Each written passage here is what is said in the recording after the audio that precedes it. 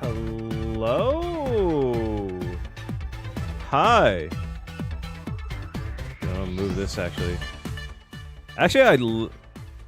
How's everyone doing? Hello, hello. I'm gonna like try to lower the volume like crazy right now. I might just keep the Dove Broke music in the background because honestly, no, actually, which one's good? I really like the World Ends Tavern theme, honestly. It's probably my favorite theme.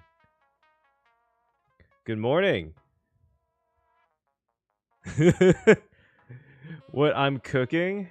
Actually cooking or theory cooking, because that's two very different things. Hello, hello. Yeah, Plan Arcadia. What is everyone's favorite Plan Arcadia theme? I think that's like an important question to ask. Because this is honestly probably my favorite. It's just so chill. It's so chill.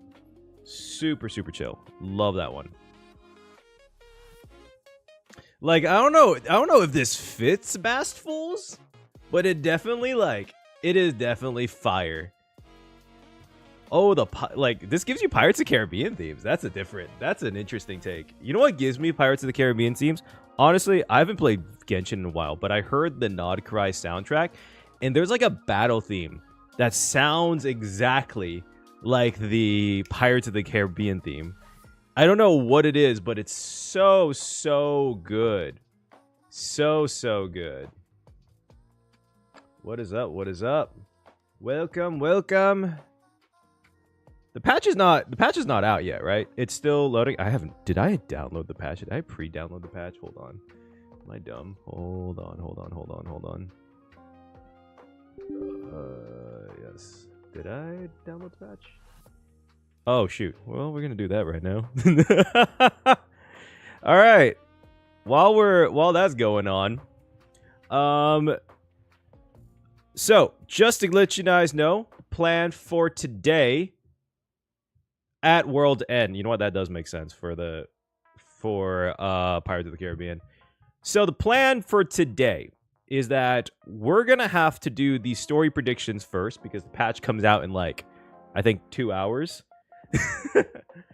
So it comes out in 2 hours. So we're gonna have to do this first. And then I'm going to kind of watch through and react to all of the, not all of this. There's obviously a lot. But based off of what people have told me, and if you haven't joined, someone can, there's in the Discord, this is what the videos that were kind of recommended to me were. Based off of what I'm seeing here, and maybe you guys can correct me if I'm wrong, but we probably have time for like 3, 4. I don't know if I can go through all of this, and by no means, for anyone who recommended, I really do appreciate it. Are we going to be able to, am I going to be stopping at this one? We're going to probably go through 3 or 4. I would say this one's probably the most important, these two. I would say everyone in the comments was like, let's go to Homo Labs. And then I think this is pretty interesting, specifically because obviously Sparkle and Vita, and this has to do with the Elation. All I do know is that Vita has a robot, and that she joined the Masked Fools. That's as far as I know about Vita. That she has a robot and she joined the Masked Fools. And from what I understand, she also was the one who took down the original Herald of Death? Question mark? So, don't know. But what do you guys think? These top 3, maybe this one. That's like the 3 to 4 that I'm looking at right now. Cool? Cool? Thumbs up? Thumbs up in the chat. What's going on here? Let's go. I want to lower this like really heavily though while we're talking. Yeah. All right. First things first. Let's do story predictions. My lovely person. That is, I have never heard anyone say my lovely person. That is why. That is a statement. Scott comes back. I'm sorry. That's not gonna be. That is not number 1. I'm so sorry. Yeah. I'm trying to think. Obviously, this is Asa Pramod appears. Actually, you know what? That is actually based. That one is legitimately based. Taiki. That one is legitimately, I think, is will happen. I think Asa Pramod has a good chance of coming in. Because here's my big thing, just looking at how Amphorius went, right? Is that I think that Asa Pramod is the overarching Elation villain, right? So Asa Pramod goes from 4.0 to 4.7 or 8. I was trying to make a comparison to Bleach. I forgot his name off tops. But my thought is that he's going to be the villain from beginning to end.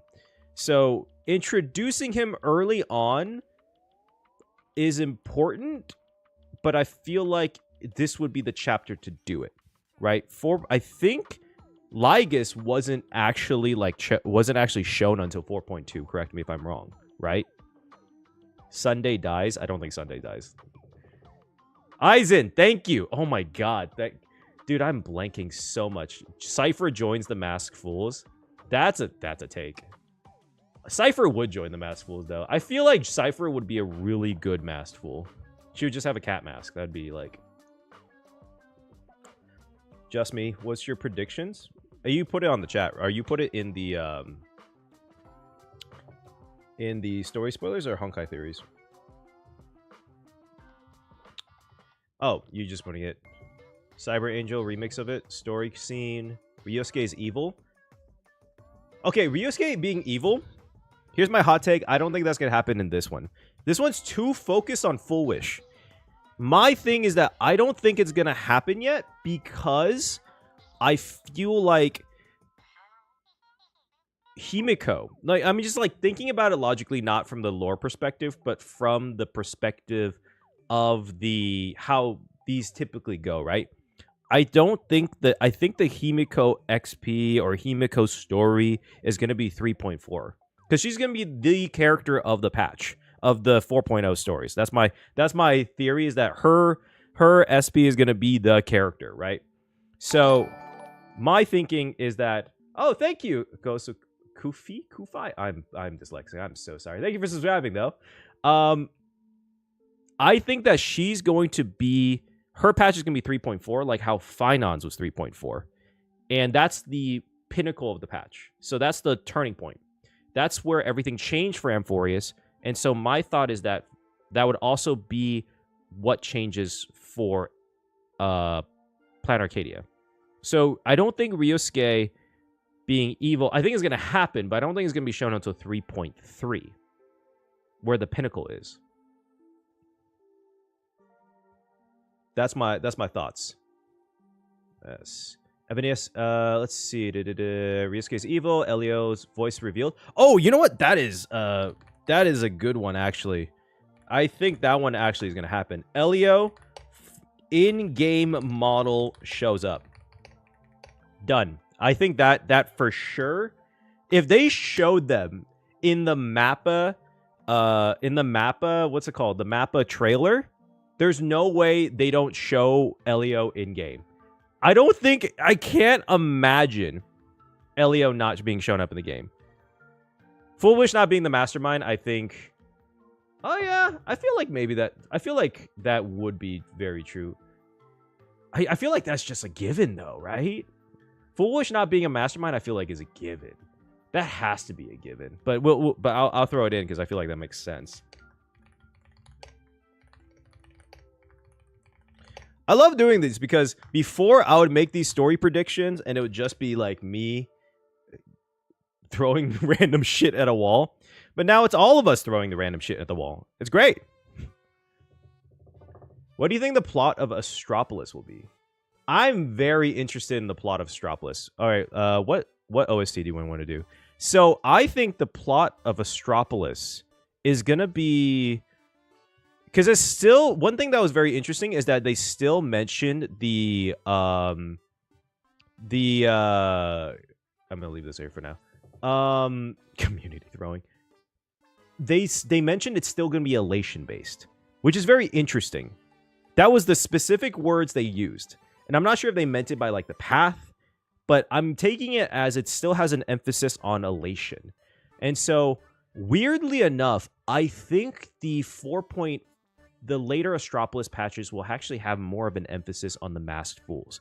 Because honestly, in a weird way, we actually haven't seen much coming from the Elation Pathstriders.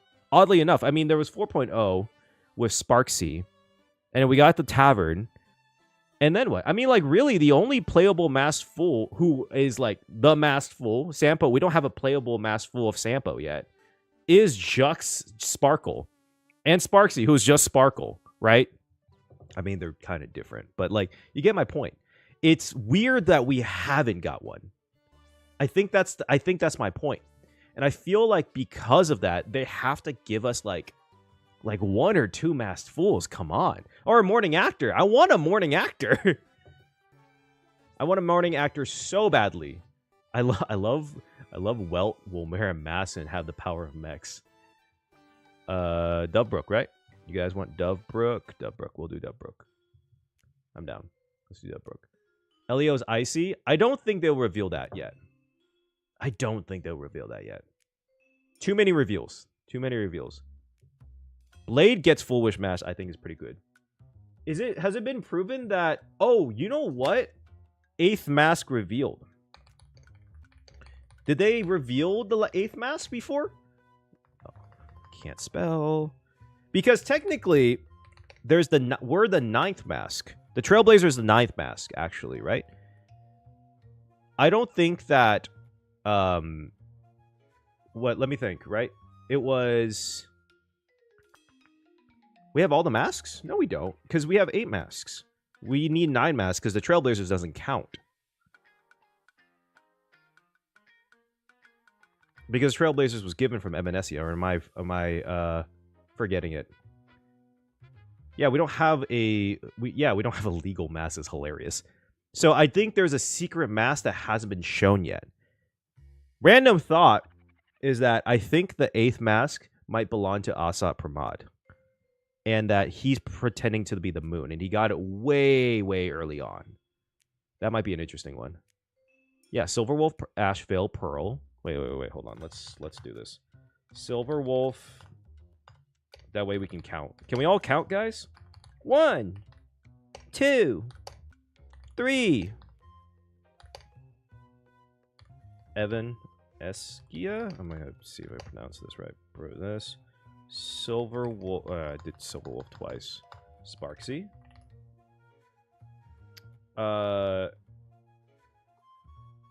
Well, the Himiko mask was Sparksy stole it. Remember? Is it IEL? No, it's EIL. Silverwolf, Evanescia, Silverwolf, Ashvale, Pearl, Sparksy. Oh yeah. Sunday. Weekday. I would love to see an AHA, like, I know everyone thinks is like Nihilix is either Emanator of Elation or is AHA themselves.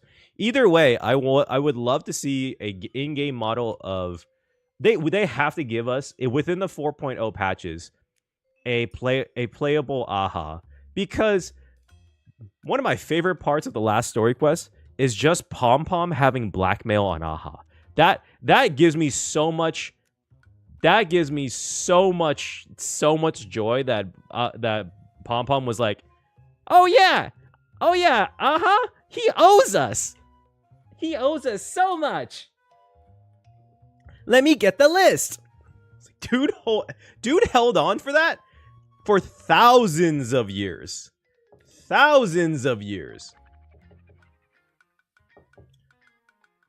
Blackmail is super funny. Oh yeah, Full Wish. Wait, that's Silverwolf, Asheville, 3, 4, 5, 6, 7. Trailblazer. Yeah, so we're missing the 8th one. So there's a missing 8th mask, or 9th. We'll just reveled. Can't spell. Pom Pom is a dwarf. You know, I have a weird theory that Pom Pom is actually a I think Pom Pom is actually a Imagine. I think Pom Pom is an Imagine of the I think Pom Pom is an Imagine of the Astro Express. And that's why he can't leave the Astro Express. It's one of the only other places that was able to develop Imagine. And it might be that AHA taught Akabeli how to make an Imagine. That's what I'm thinking. Current theory about AHA. So I feel like Sample just got bored of his powers and put away his mask because he had more fun being weaker. Totally true. I also think that, I mean, it could be a very interesting point where some of the Elation paths emanators just gave away their powers or didn't use them. Like Silverwolf, technically, she didn't give away her powers. Elio kind of just was like, "You're not ready," right? But you know, it's interesting that they also don't use it. If Pom Pom is an old Imagine, wouldn't he be more traditionally Japanese / yokai inspired? Well, the thing is, I'm thinking that AHA visiting the Astro Express allowed there to be a secondary area that was able to create Imagine, which was the Astro Express. And so he may have taught Akaveli how to make Imagine, and then Akaveli created Pom Pom as an Imagine of the Astro Express as a personification of the Astro Express. That's kind of my thought. That, or he's a emanator of the Trailblaze, which is the other thought I had. Wasn't the blackmail list, or at least the Koshinagans revealed a while ago, There was like, it was like revealed that they did shit. I know they did shit, but they never like, Pom Pom never was like, let me get the scroll. And then like, there was like a whole list of shit that they did, which I would say probably gave Pom Pom a heart attack. Probably. Let's do this one. Yeah. Excluding Imaginate from becoming emanators? Oh, that's true. There is nothing. I mean, like, dude, like the fucking technically all of the harmony emanators are just all of the harmony emanators are just like puppets, technically, in a weird way. Which is kind of weird, which is kind of like a point to the order with the harmony is kind of funny. All of the harmony emanators are literally just giant puppets for the chord masters, which is interesting.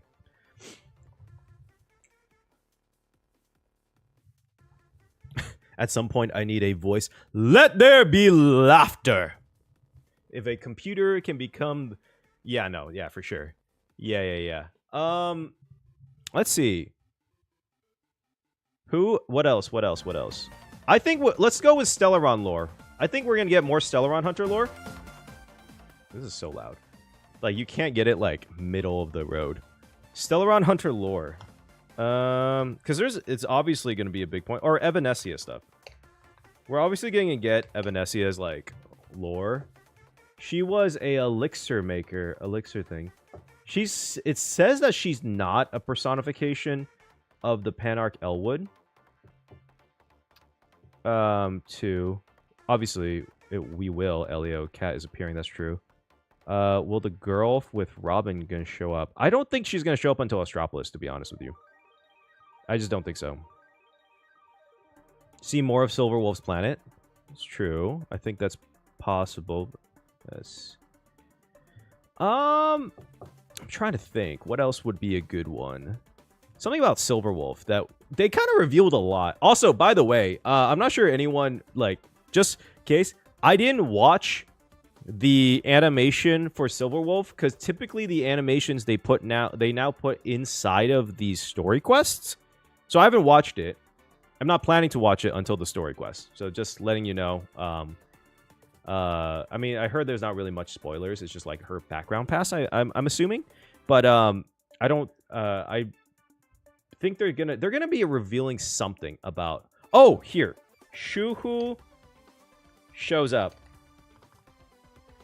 or like some form of Shuhu, in some way.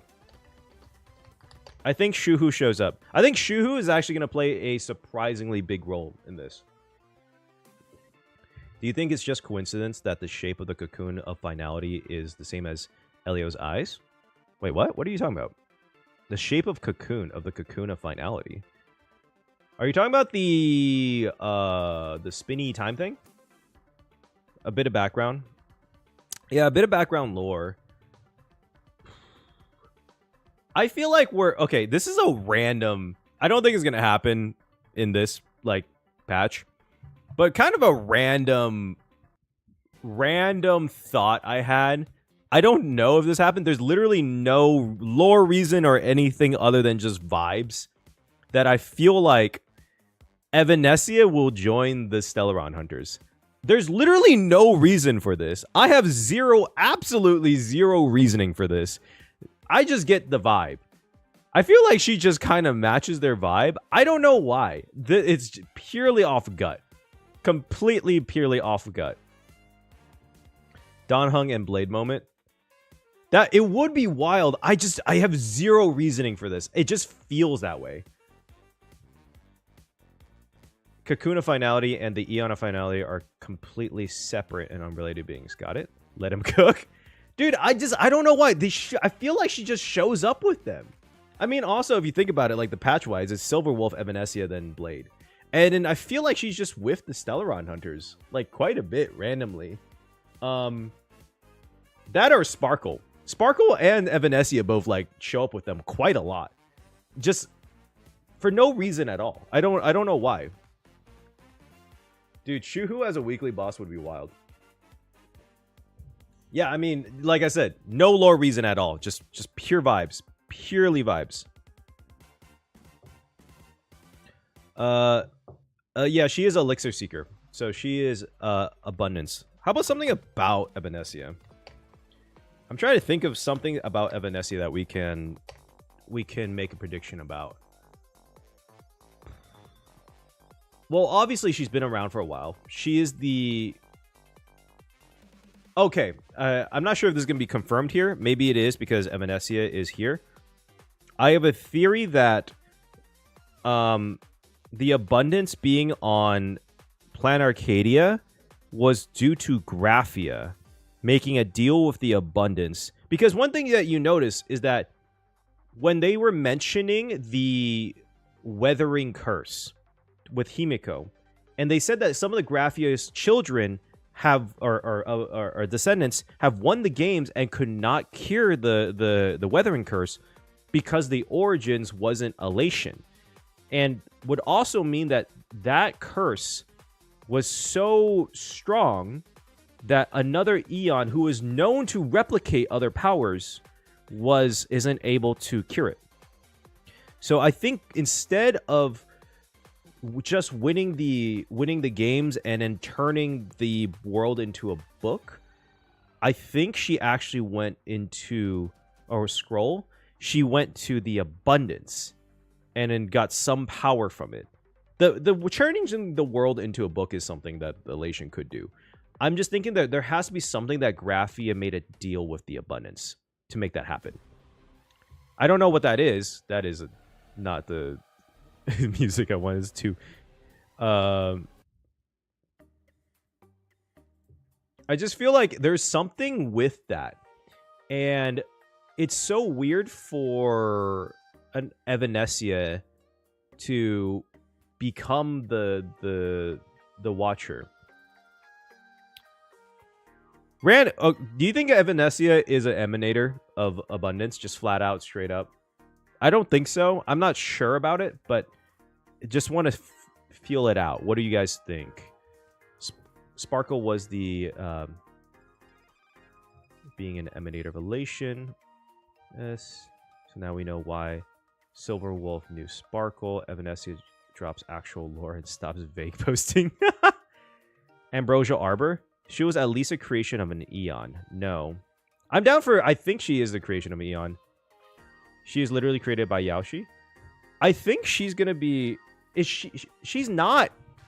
They did confirm that she's not the Ambrosial Arbor personified. But she did say it in the story, which is so weird. That sweet Yaoshi stuff directly? I have never heard anyone. Jesus. Her creator as they. They are gaslighting. In Japan yokai, there is a tree white face with faces and a cult. Yeah. Wasn't that in the Ashikai video mentioned something like that? I remember that there was a tree. I trust her words, not the writers. Yeah. I'll make it a prediction. I mean, that might... obviously, I could be wrong.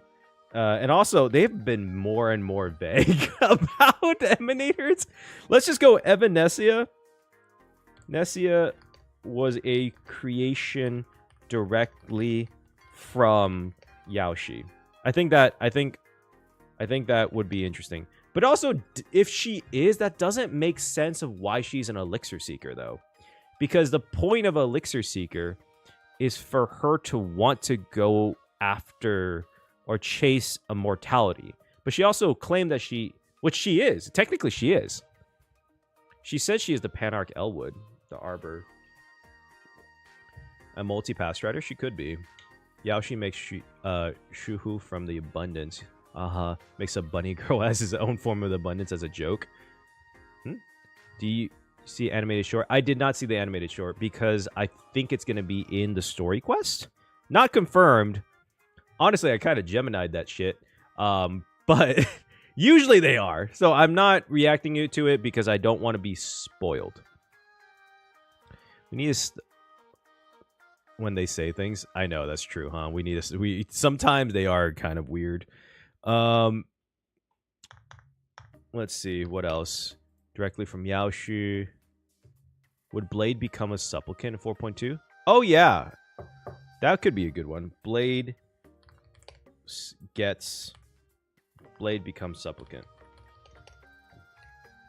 Instead of Full Wish. I don't think they said that the was going to be. I could be wrong. I'm just playing it safe because the last few have been. It could be, it could not be. They did release it a day early, so that might be a sign.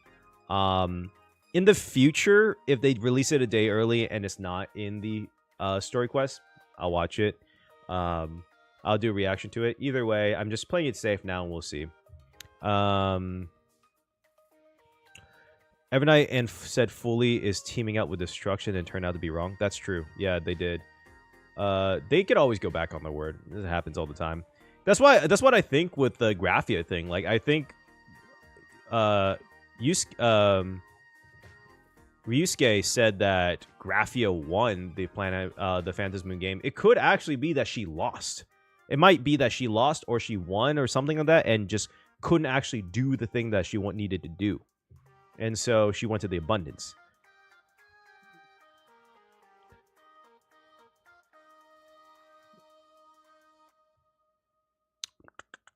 Blade becomes a supplicant. But didn't she say that she was Elwick stuff as a joke? Oh, no. She said that... Here's the exact thing. Here, let me go find it. I did find it weird. It was a very weird moment. Let me see. Here. Actually, let me do this. Might be just to be a little safe. In case I don't want to open up anything. I keep all my Star Rail footage. By the way, if you ever want to see how I edit like my theory videos, this is how I keep all of my Star Rail footage like organized. It's all set up here, and then Plan Arcadia, and then 4.1, part 1, part 2, part 3, part 7. Let's go check it out.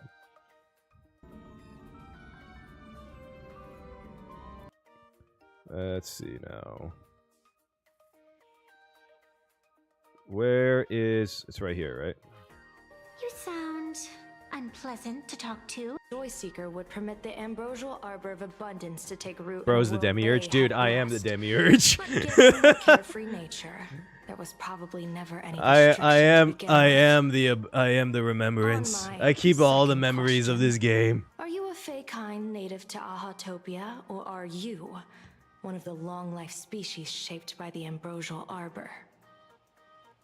Oh, how Himiko cured her curse? Okay, so here's my theory. I should probably, like, stop this this theme going on. Wait, hold on. Hold on. Here's my random theory about that. Is that... Oh my god, what's going on? How do you... What the hell? What in the hell? Okay, there we go.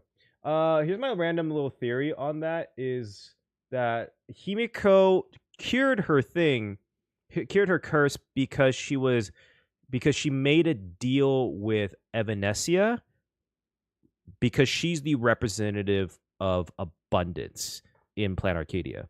And that I think there's like something about it being interesting that Ryusuke mentioned the Elixir Seekers by name, and then we suddenly get the lore drop that Evanescia is an Elixir Seeker. And so it's just something about that just doesn't sit right with me, because Elixir Seekers typically are like searching for immortality, but the more you think about the term of elixir is like healing, right? So my thought is that she did a trade with Evanescia, who has been known to make deals and trades, especially since she made one with the Trailblazer, and Himiko somehow did a trade with Evanescia, made a deal, and then maybe part of that deal was that she had to revive the Astral Express, because Aha wants the Astral Express revived. And I don't know.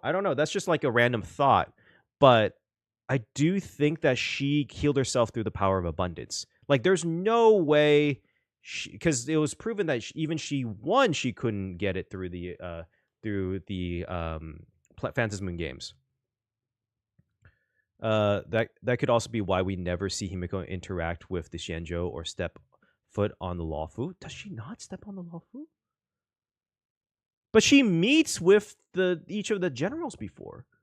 I feel like that. I mean, I think it's not crazy, even with the Lawfu. If it was just being healed by the abundance, I think it's different from being having an immortal body. I don't think Himiko has an immortal body. I think she was just healed, and so because there were times where we saw characters in the Lawfu being healed by the abundance, but it doesn't mean that they were like taken. They were the like part of the abundance.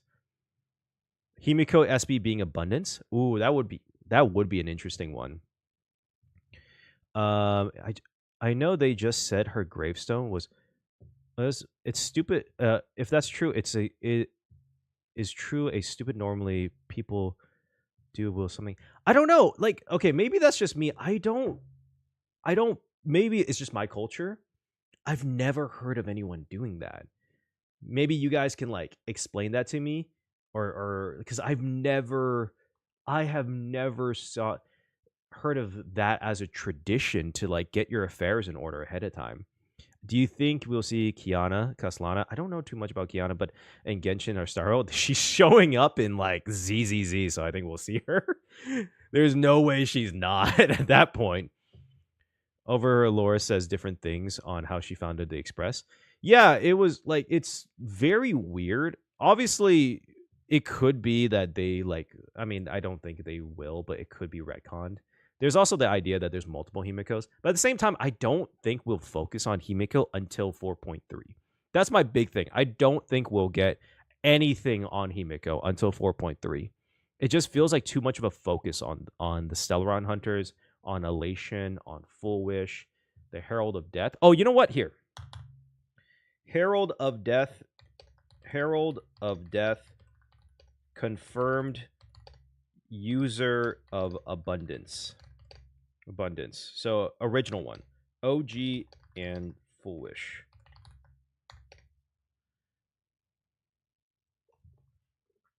Himikoverse. I think Blade. Also, another thing is that to lend credence to the abundance showing up in 4.3 is Blade is coming out in 4.3, and Blade has the Shuhu thing that's going on. So that's kind of where I am feeling it. 1, 2, 3, 4, 5, 6, 7, 8. 2 more. Oh yeah, we're gonna watch this. Hold on, I wanted to see what she exactly said. The results of the laughter's mischief. Tragedy caused on the happy. The great wheel or woe and interrogate me. I get. Yes, they are your.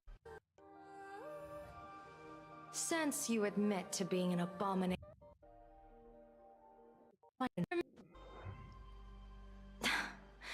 Interesting. Moment.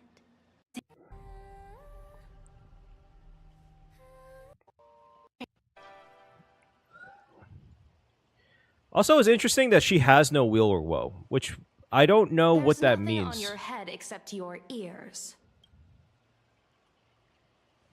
And that itself is the answer.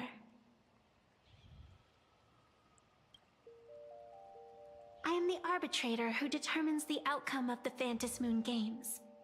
I am the raging waves of joy and the living pulse. Himiko is maybe a long life species. Maybe. I mean, maybe from the elixir. I don't. But that's different from being someone from the abundance. She's a tree, not a real person. I forgot. This is based off of my own gameplay, so this is I was on here for a while before I clicked. Y'all can't see our sign, remember? Yeah, I don't know what's up with that. Has it been confirmed that she could see emanator signs? Because I wonder if that proves anything. Because there was this they had this weird, someone translated one of the scenes in the live stream that stated that that even in it was like one of the mini games, that the Trailblazer is an emanator of the Trailblaze. I could believe it. I could believe it. There's also a part of me, I know she's an elixir seeker. I feel there's a part of me that they're going to be a pull a fast one. She's like, no, she's a pure child of a Nosferva, by the way, just on top of everything. I don't, there's a part of me that's like, believing that. I don't know. I don't want it to go that way, but there's a part of me that's like, they'll just pull it out of their ass. She saw the Trailblazers. No, she didn't see the Trailblazers. Xianzhou, the weal and woe you behold are but a single petal fallen from my hand. It blooms with the morning. Does the Imaginaze have one though? Was that ever confirmed? A fleeting moment. My true form is the Panarch Elwood, the embodiment of instant and eternity.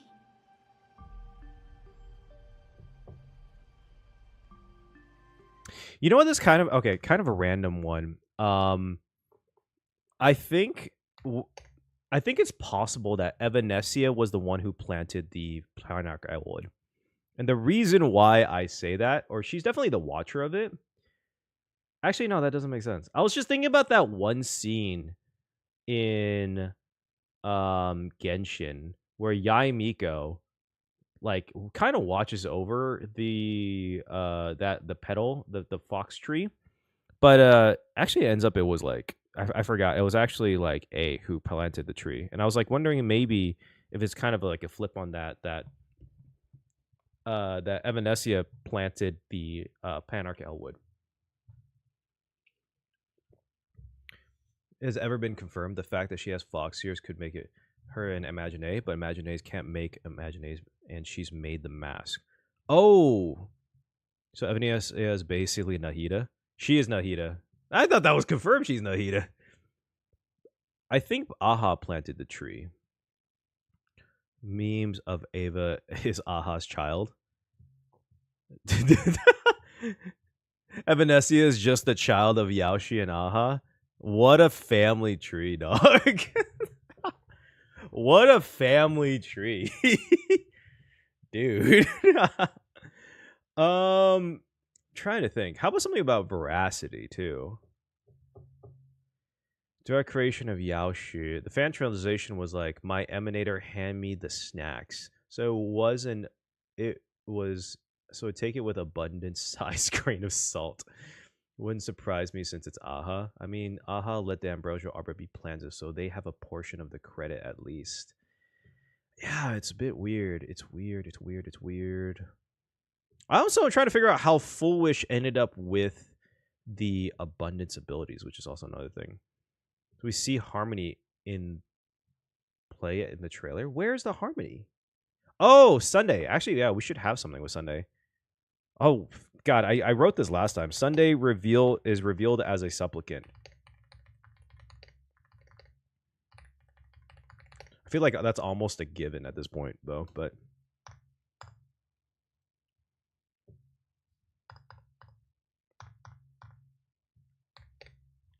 In regards to veracity, okay, last one. Personally, maybe a prediction could be we learn about the force that is tried to talk to the Torn Scroll. Ooh. That seems pretty obvious. Okay, you might be right on that one. Maybe it is. It seems pretty obvious. That's just Sunday using his powers, though. What do you think about Nihilix being the leader of the Garden of Remembrance? I see people say it was a memo keeper. Well, she sent memo keepers. Also, kind of a funny thing. She kind of just sent memo keepers to their death. I think Nihilix is definitely Elation based. There's nothing in me that doesn't believe that, because she was confirmed to have tried to join both the Masked Fools and the Morning Actors and said it was too much work. I just think that she's Catgirl revealed. You know what? Actually, better yet, Galaxy Rangers show up. Show up, not including Asheville. I feel like they have to show up. They showed up. How can I make Plan Arcadia like Amphoris and be so crazy? And I get the gaze of all paths. She has the elation symbol on her outfit. based on what we know about the goals of the characters, do you think AHA will be replaced as a new Eon of Elation? Part of me thinks, honestly, that AHA overheard that we were betting that our want was to make AHA the leader of the Anti-Destruction Alliance, and they're like, we're not doing that. If Nihilix doesn't end up being Nihility, I'm gonna flip my tables. I don't think she is, dog. I'm gonna be so honest with you.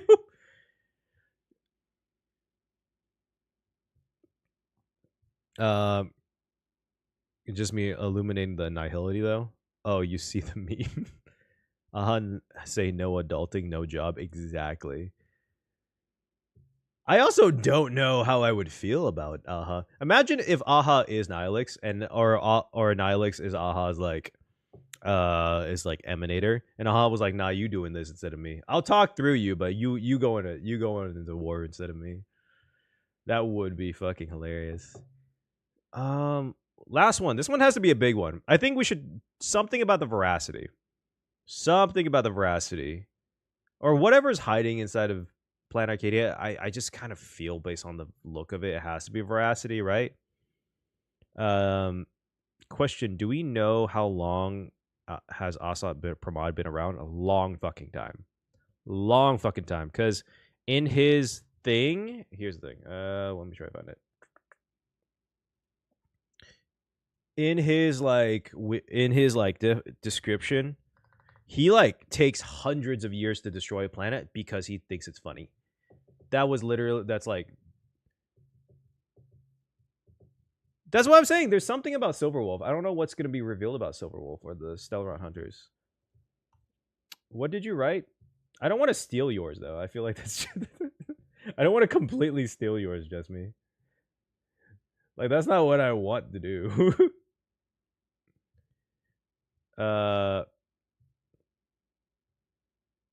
Silverwolf reaching 1,000. That could. I don't know if she's gonna do that now, though. There's so much time, and we haven't met.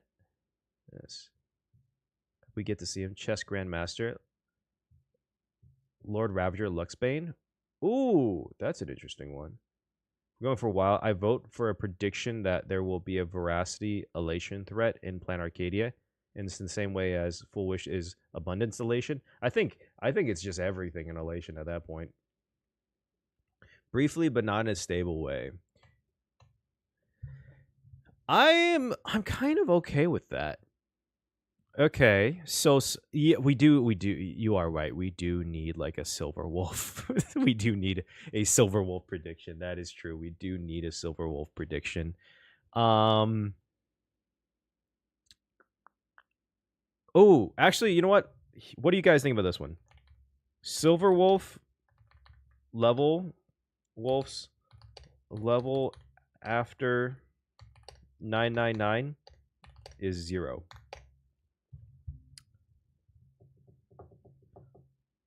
I think Kuchiba lore. You guys just want Kuchiba playable. I want Kuchiba playable. That's not.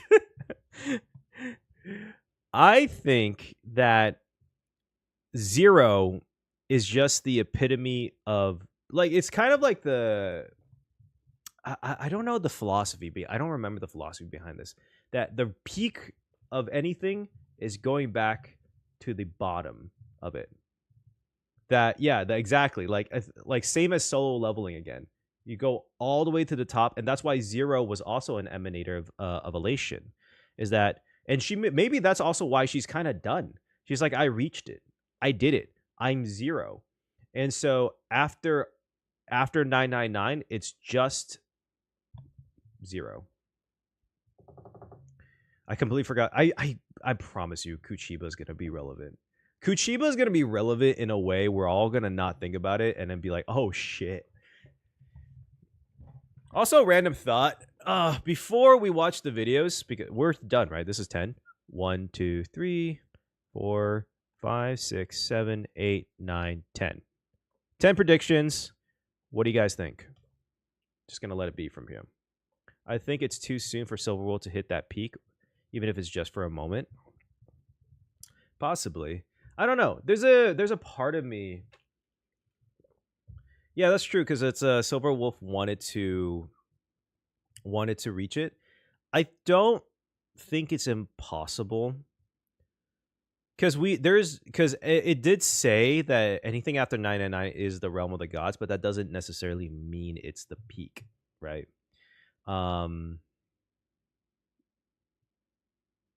I think there's gonna be something where she's like 0, and it goes going back to like the weird. Oh, there goes my fidget toy. Going back to the thing that you got. I forgot who mentioned it earlier. That Sampo gave up his mask. I think that maybe Silverwolf, once she reached that peak, is going to give up her cartridge, and it's just more fun. More fun to just be like at a weaker level and try to get there themselves to infinity. When do servers go up again? I think in like 2 hours or like an hour and a half or like an hour from now. I've been streaming for about an hour, so probably like an hour, give or take. Yeah, I feel pretty good about this. We're gonna go by this, see how things go. 8 p.m. for me. Yeah, we almost there. We are almost there. I wanted to do. Just a little hint for now. I'm not gonna say exactly what it is, but I am going to do a giveaway of some sort for the anniversary. I'll announce the full details of what it is and how that works later, but just wanted to bring that up before I forget. There will be a giveaway because I wanted to do something special for the anniversary. Supplement mask giveaway. It's just my mask. It's just a mask of my face. No. But I'll reveal it during my reaction to the actual story quest. I feel like that's fair because I was gonna do it here, but I didn't actually make the I didn't have enough time to make the link for the giveaway stuff. I think it's the Arbor, the trailer you mean. We see the abundance, veracity, destruction, preservation in the Anti-Destruction Alliance. Yeah, that is interesting. I don't know what that's all supposed to mean, though. I'm not sure if that's all connected or something like that. One thing that is interesting to me, I'm working on this theory, and I'm working on the video of it. I kind of put it on pause because I wanted to see if the story quest would reveal anything else about the Stellaron Hunters.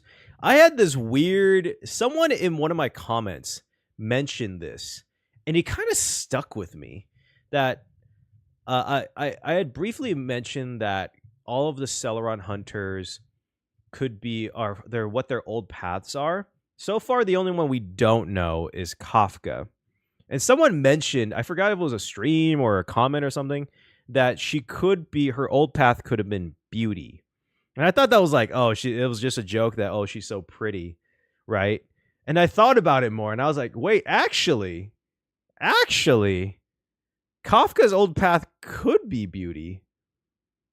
And I was like, wait, and the reason why is I'm thinking of Aglaya and her golden threads than the actual Aglaya's golden threads and Kafka's since she's also very beautiful. What is Kafka? She's also like canonically beautiful. That's like in her description. What is the name of Kafka's ability that she uses to control blades? What's the fucking called? The Marastruct. What is her Spirit Whisper? Thank you. It kind of gives me this thank you so much. It gives me that same vibe because Aglaya's golden threads were able to force someone to tell the truth. they had a few abilities more than just like there was communication, there was stuff like that. And while that is an example of it, it's not one to one. It does kind of make sense that Beauty would have the strings of Beauty would be able to do something. She also like has a very big like love for fashion. She collects different jackets, even though we only see one of them. She collects a lot of jackets. She likes to go shopping. She has this like, so it's not to say that that doesn't mean anything, but like she could be interested in weaving and stuff like that. She's probably a driller. She is a driller. Kafka is a driller. That would be the twist. Dude, that would be insane. Yeah, Beauty is and also Aglaya turned into a beetle. Or she had like one of her animals was a beetle. And like I thought this was just a joke. And I was like, wait, hold on. That actually makes a lot of sense. The other one I thought of was Harmony because of the Spirit Whisper, but everything outwardly does seem like Beauty. And the fear part of it, like she doesn't feel fear, from what I understand, is based off of her race, her species, rather than her being different. Am I wrong about that? Someone fact check me on that. I feel like it is. I can't wait for a visually not beautiful Beauty Path character to show up. Nah, I'm sorry, that's gonna be a wait. They purposely make all these characters beautiful, whether or not they follow Beauty, because they want you to pull them. It's the species, right? The species can't feel fear. And it could be that the species all follow Beauty, because that's a common thing. Is maybe a delusion path. That's how I remember it. No fear was a racial feature. Kafka is a spider, like her skills. Oh yeah, and also to kind of tie it all together. I mean, because she's a spider, I wonder if maybe she has there might be a play on her character with Arachne from Greek mythology. I always love Greek mythology. That's one thing I miss about Amphorius. There's a lot of things, but I really love Greek mythology. Could be a very interesting play on Arachne. She likes classical music, perhaps something to do with nihility. That was the other thing I thought of.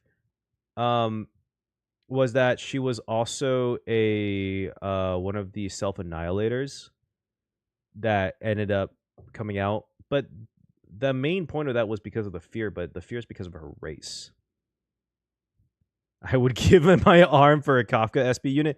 You don't have to give shit. I guarantee you. I will put money on it. I would put so much money on it. They would make a Kafka SP in the next 2 years. I would put so much money on it. I would E6 a character if they don't do it. Like, that's how confident I am. I'm not saying I will, but I'm confident they will do it. Of course they will. Yeah, like my main like theory about all of the Stellaron Hunters being Emanator level it has almost like not to say it doesn't have anything to do with lore. It has more to do with the actual game. Like, as a franchise, they can't not make more SPs of Stellaron Hunters. They just can't. They know for a fact they're like the most popular characters. Will they maybe not do it in the next like 4 point somethings or 5 point somethings? Probably. But I guarantee you 6 point somethings, if they don't already did it, it will come out. They will have another version of Firefly or Kafka, playable Elio, or maybe they'll have a new Stellaron Hunter. I do want them to have a new Stellaron Hunter just to have that match to Sunday. New Beauty Path Strider. Elio playable, please. Elio would be, I feel like would be like the craziest support ever. That's my guess.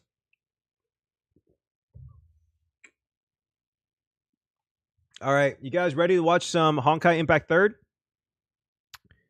So, I want you all to know, as I am watching this, Dahlia. I felt so bad for Dahlia, by the way. I felt so bad for Dahlia. just a side note, I felt so bad for Dahlia. It was kind of like wait, what's that movie? Or that, is it an anime or a movie? Or is it Minority Report, where they're like, they catch people's they catch criminals based on their future possibility of becoming a criminal. I think it was Minority Report, right? That's exactly what they did with Dahlia.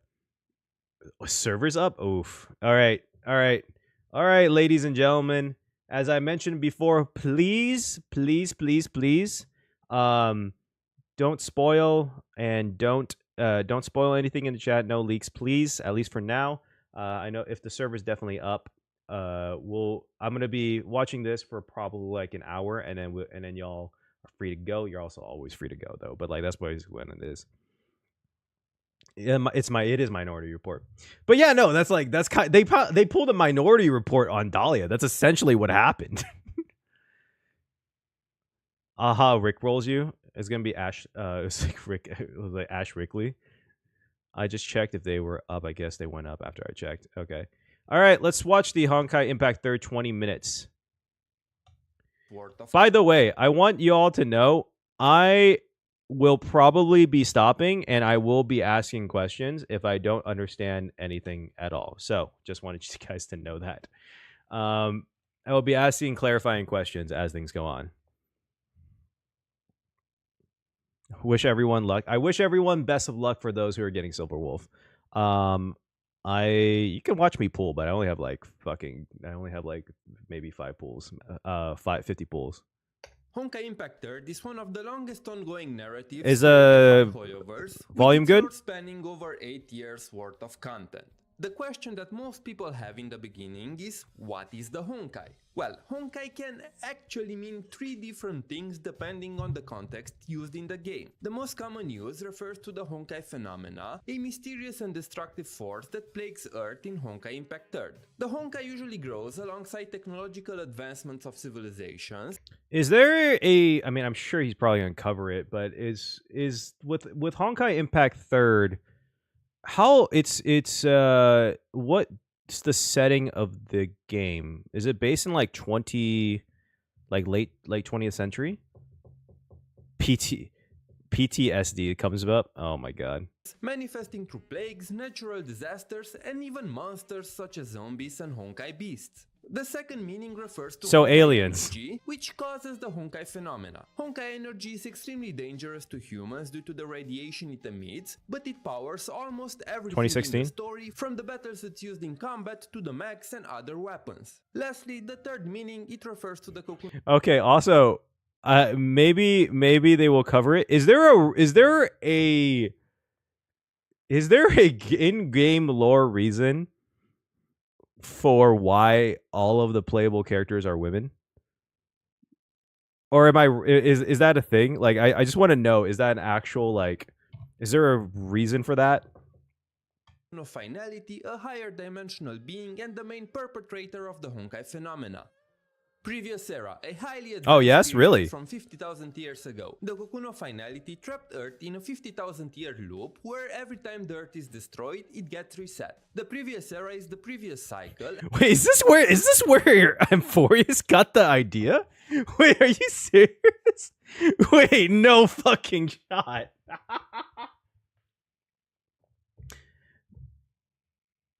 Oh my god. Wait, are you serious? And many technologies from that time were preserved or reproduced in the current era. Wait, hold on. Cycle, where every time the Earth is destroyed, it gets reset. The previous era is the previous cycle, and many technologies from that time were preserved or reproduced in the current era. Valkyries are a group of female warriors enhanced by a genetic imprint known as stigmata, and they are the main force tasked with fighting the Honkai. There are 2 types of stigmata: natural, which awakens on its own in selected individual, and artificial, an attempt to recreate the stigmata technology in the current era, though it's far from perfect. The person Why is this? It reminds me of some anime. That reminds me so much of some anime. There is an anime that reminds me of so much. I cannot remember it off tops.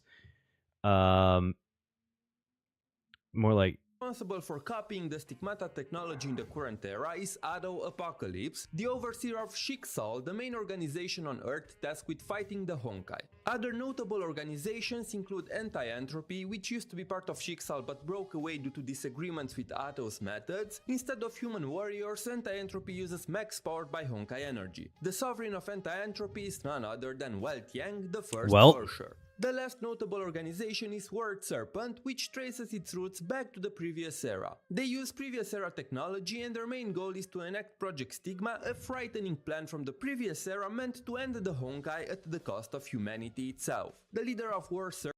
Wait, what? Hold up. Wait, let's go back. Go back for a second. The sovereign of Anti-Entropy is none other than Weltiang, the first Ursher. The last notable organization is Word Serpent, which traces its roots back to the previous era. They use previous era technology and their main goal is to enact Project Stigma, a frightening plan from the previous era meant to end the Honkai at the cost of humanity itself. Wait, so question. Are they immediately aware in the story that there is a reoccurring cycle of 50,000? Like, that's just like, that's clear. Like, they know that for a fact? Or is that discovered within the story? So, like, it's kind of like Amphorius, where it wasn't figured out until Anaxa, like, did it. Got it. Okay, so no, not really. Got it. So they just see these random technologies as, like, random relics, then. Of War Serpent is Kevin Kaslana, a warrior from the previous era who survived in the current one. Honkai gives birth to powerful entities called Urshers who can bend physical laws. Normally, Urshers are under the influence of the Cocoon of Finality as they are projections of its powers. However, due to the sacrifice of a certain Ursher from the previous era, the Urshers of the current era are no longer tied to the Cocoon's influence. Additionally, the birth of a Ursher is always accompanied by the formation of a Ursher core, which you can think of as a source of power for a Ursher, allowing them to draw Honkai into physical world and bend the laws of nature. Some Ursher cores are also referred to as gems, but note that they are the same thing. Story recap. Chapter 1 begins with Kiana Kaslana, May Raiden and Bronya Zajcik, 3 Valkyrie trainees sent to stop a rogue battleship powered by Honkai energy from destroying a city. After reaching the control... Alright, so another question, clarifying question. With the Honkai battleships, are they just aliens or are they creations from this Honkai? Praise Pink Jesus. Praise Pink Jesus. As we pray. Is that... I just want to make sure am I understanding that correctly. Room, they learned that the battleship was gifted to Kiana by an unknown party who also tasked her with gathering 4 keys, each corresponding to a Ursher gem left behind years ago during the second eruption when Sirin, the second Herschel, almost destroyed Earth. He's going so fast, by the way. Bronya's brain is hacked by Cocolia, an anti-entropy agent, Cocolia to attack Kiana and May. They manage to subdue her and they begin their journey to find the keys. Later, they find one of the... Hold up. I think I missed something. Earth. During the second eruption, when Sirin, the second Herschel, almost destroyed Earth. Suddenly, the microchip implanted in Bronya's brain is hacked by Cocolia, an anti-entropy agent, forcing her to attack Kiana and May.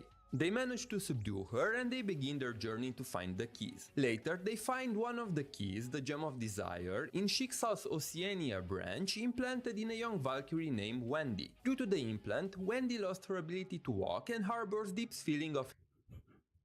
Is that just Venti?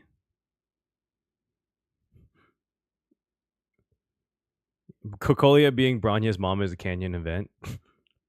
Did you understand for now? Hatred towards the people who did this to her. This hatred that is Venti to become the 4th Ursher who has authority over wind. They stop when it is Venti. Microchip is hacked again by Cocolia, who kidnaps both. Girl, you gotta stop. You gotta take out that microchip. Wendy and May. Also, I forgot to mention, May is actually the 3rd Ursher who has authority over lightning. Kiana, Teresa, and Himeko team up to save them. They rescue May, but Wendy is killed by Cocolia. Bronya falls into a coma after burning the microchip in her head. Okay, there you go. Bronya, Teresa enters Shixal's secret library to search for a cure. This library can create a virtual world of events that happened in the past. Kiana follows Teresa and ends up witnessing the events of the second eruption when her mother, Cecilia Shariak, died fighting the Hersher of the Void. But everything turns out to be an illusion created by Searing to break Kiana's spirit and take over her body. Fu Hua, who was an undercover agent sent by Ado, kidnaps Kiana and brings her to Schicksal HQ. In order to get Kiana back, Teresa decides to ally with Dr. Einstein and Tesla from... Wait, hold the fuck up. Hold the fuck up. Hold the fuck up. Hold on. What the fuck? To get Kiana back, Teresa decides to ally with Dr. Einstein and Tesla. I recommend. Yeah, okay, I'll read it later.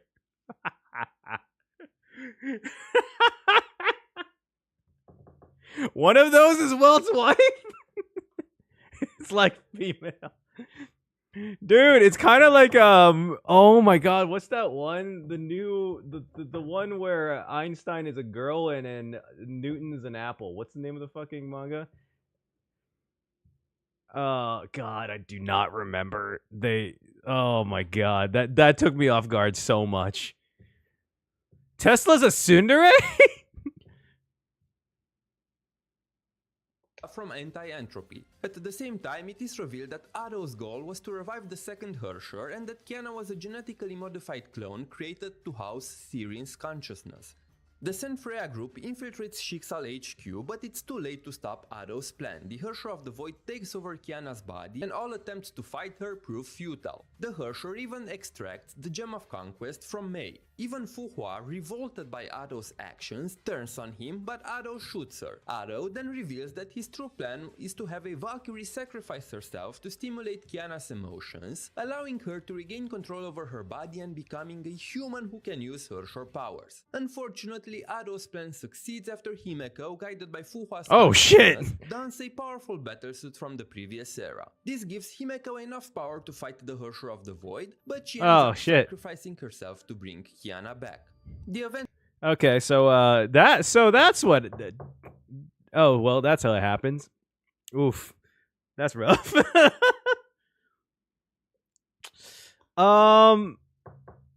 Ooh. You know what's the worst part about this is that I could see this happening. I can totally see this. Mole on Himiko's chest. My dog. My dog. I could totally kind of see this happening though. Like I could totally see like something like the Trailblazer going crazy with the power of, I don't know, finality or destruction or some shit. And something like this happening. Now you know why we say Himiko stays on the train? I don't think, well, I mean... Hersher of the Void, but she ends up sacrificing herself to bring Kiana back. The events pick up 4 months later. Kiana is still missing and the Saint Freya group heads to Ark City to make contact with a broker named Great Serpent, who has information about Kiana's whereabouts. By the time they arrive, Great Serpent has... Is that just Ambi? That's just Ambi. Wait, hold up, that's Ambi. Already been killed by Rita, a Schicksal agent sent by Ado. Afterward, we learn that Grey Serpent is still alive. In fact, he's not even a human, but a mass-produced robot behind the World Serpent organization. Their goal is to free their leader, Kevin Kaslana, from the Sea of Quanta.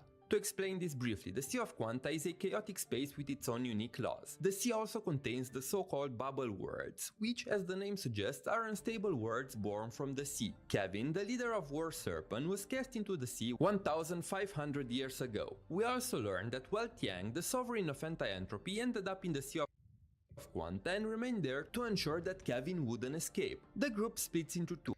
All right, so why is Kevin in the Sea of Quanta? Sea of Quanta. To explain this briefly, the Sea of Quanta is a chaotic space with its own unique laws. The sea also contains the so-called bubble worlds, which, as the name suggests, are unstable worlds born from the sea. Kevin, the leader of War Serpent, was cast into the sea 1,500 years ago. We also learned that Tiang, the sovereign of anti-entropy, ended up in the Sea of Quanta and remained there to ensure that Kevin wouldn't escape. The group splits into two. Teresa, Bronya, and Einstein go to the Deep, an ancient city from the previous era, after responding to Kokolia's emergency request for help, while May and Tesla continue to search for Kiana. The next few chapters focus on Bronya. We learn about her past, how she was... I don't know. She's just giving me Sima Heiha vibes. Simo Heiha? The White Death. The Sea of Quanta may be nihility in HSR. I could definitely see that. Bronya... Bronya is something in Russian, isn't it? I'm trying to remember. I don't remember off tops. It's a long story. Yeah, I could tell. Raised in an orphanage in Siberia by Kokolia together with Rosalia, Lilia, and Sele. Rosalia? Unfortunately, after an experiment a few years back, Sele got trapped into the Sea of Quanta. Oh, and one important thing about Sele is that she has another personality born from her stigmata, which I'm gonna call Red Sele from now on. Kokolia's group is being attacked by Shixal forces since she possesses the Gem of Desire, but Kokolia threw the gem into the Sea of Quanta to force cooperation from Einstein and the rest. Oh, did I mention that the Deep has a way to access the Sea of Quanta? And things get even more complicated when it is revealed that Kokolia was secretly working with Grey Serpent, who promised to bring Sele back from the sea, and Bronya is forced to dive into the Sea of Quanta alone. There, she meets a young boy named Joachim, who makes her undergo several... Is that just not Welt? Hold on. Is that just Welt? I'm trying to get it. I'm getting it. I am getting it. alone. There, she meets a young boy named Joachim, who makes her undergo several trials in different bubble worlds, where she reunites with Sele. The young boy is later well, there you go. Yang, who crafted these trials to pass on his HSR powers to Bronya, who becomes the new HSR of Reason. Meanwhile, Sele finds herself in a bubble world created from Kevin Kaslana's memories, the leader of War Serpent and the ancestor of Kiana's family. Inside this bubble world, Sele witnesses how... With the ancestor? Wait, does that mean he doesn't? Who's the mother? Yokum Nokian Verti. Oh my god.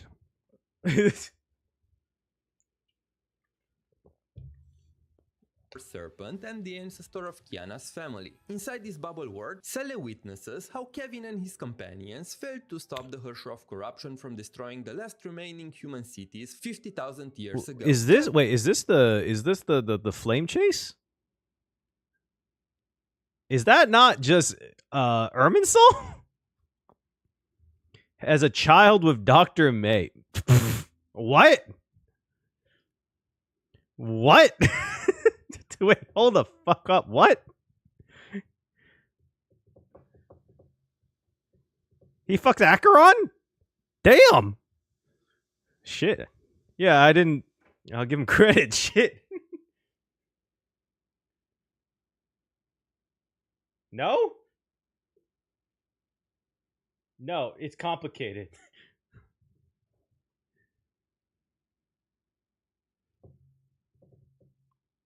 Kevin retrieves the Gem of Desire and is finally able to leave the Sea of Quanta, defeating both Bronya and Welt. Thankfully, everyone survives and Bronya and Sele are reunited after many years. In the following chapters, we see how Kiana tries to cope with the events that happened 4 months ago. Overwhelmed by guilt, Kiana attempts to end her own life, but she is stopped by Fu Hua, who attached her consciousness to Kiana before being shot by Aro. So is she supposed to be... I know everyone is mainly thinking that Fu Hua is supposed to be the Marshal Hua, right? No fucking was done. Okay, I see now. I just wanted to check. I don't know.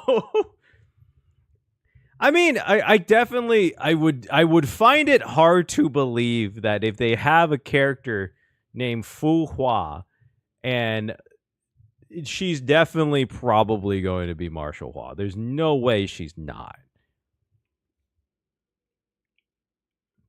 Kevin's body's below 0. She would die.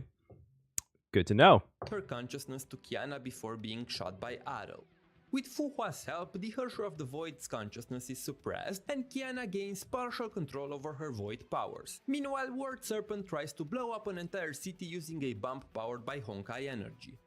Kiana, using her Herrscher powers, takes the bomb into the stratosphere, where it detonates and Kiana is hit with the Honkai energy from the explosion. As she falls, Kiana is... You know what this kind of reminds me of? It reminds me a lot. The Herrscher powers kind of remind me a lot of the Hollow abilities that from ZZZ, but like not as researched. It almost feels like the Hollow stuff and the Ether from ZZZ is almost like an undiscovered or unworked on version of the Herrscher thing. Just based off of what I'm seeing, I mean, not one-to-one exactly, but it just kind of gives me that same the same vibe, I guess, in the same way. He did have a baby with Dr. Main Canyon, but not through natural means. Is caught by Durandal, the strongest Schicksal Valkyrie, who captures her and takes Kiana to a Schicksal... Okay, of course it's Durandal. Takes Kiana to a Schicksal base in Africa. Kiana is unable to escape Durandal until the base is attacked by Word Serpent. Using the Chaos as cover, Kiana escapes but is confronted by Kevin. Fuhua, who is revealed to be Kevin's old companion and a survivor from the previous era, stalls Kevin enough for Kiana to escape. Consumed by anger and regret, Kiana teleports to Nagazora, the city where she first met May and Bronya 3 years earlier.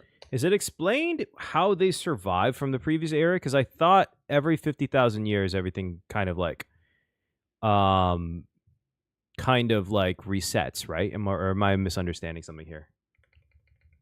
Met May and Bronya 3 years earlier. May and Tesla pick up a signal left by Kiana. I'm sorry. It kills me every time. 3 years earlier. May and Tesla... This kills me every time. This is just... all HSR emanators don't seem to be very Herrscher-like, but the power level they seems like eons. So just as a one-to-one comparison, just would an emanator be able to 1v1 a Herrscher? Just as an example. Because obviously this has to fit within the Star Rail world. Somehow. Don't know how yet, but that it does seem like it has to fit somehow. Yes. Well, was a Herrscher? Maybe? Okay. Tesla pick up a signal left by Kiana and arrive at Nagazora. They follow her and meet a homeless girl named Sora, who, along with other children, lives in the ruins of the city. The children are cared for by an individual they call Sensei, revealed to be Raven, an agent of Word Serpent who is there to... Wait, isn't this, oh, what's her name? Oh, oh my god, the nurse from Bellabog. Oh my god, I am blanking her name. Isn't this Natasha? Thank you. Kill Kiana. While they initially work together to fight Kiana, May and Raven eventually fight. After witnessing May's determination, Raven relents and allows her to reunite with Kiana. The two are reunited once more, but this time it is revealed that the Herrscher courts are poisoning Kiana and she only has 2 months left to live.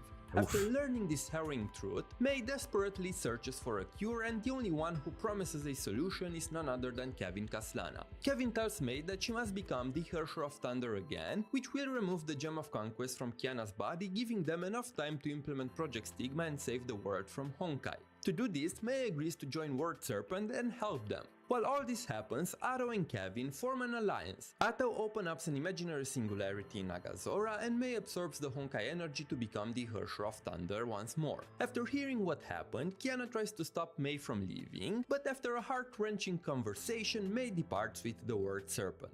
May, now a Word Serpent agent, is sent with Raven to a tropical island called Coral Island to... Wait, hold on.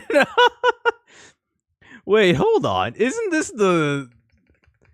This looks like the one of the Fatui like enemies, right? The Fatui Ice Witch. This Raiden May, which is Akron, and Raiden Shogun A. Coral Island That makes to sense. subdue an It tracks. It definitely Herrscher of the tracks. Herrscher of Ice. It turns out that the Wait, is this supposed to be? Is this who everyone thinks is gonna be not Eon? Sorry. Oh my God, the Archon of the Cryo Archon.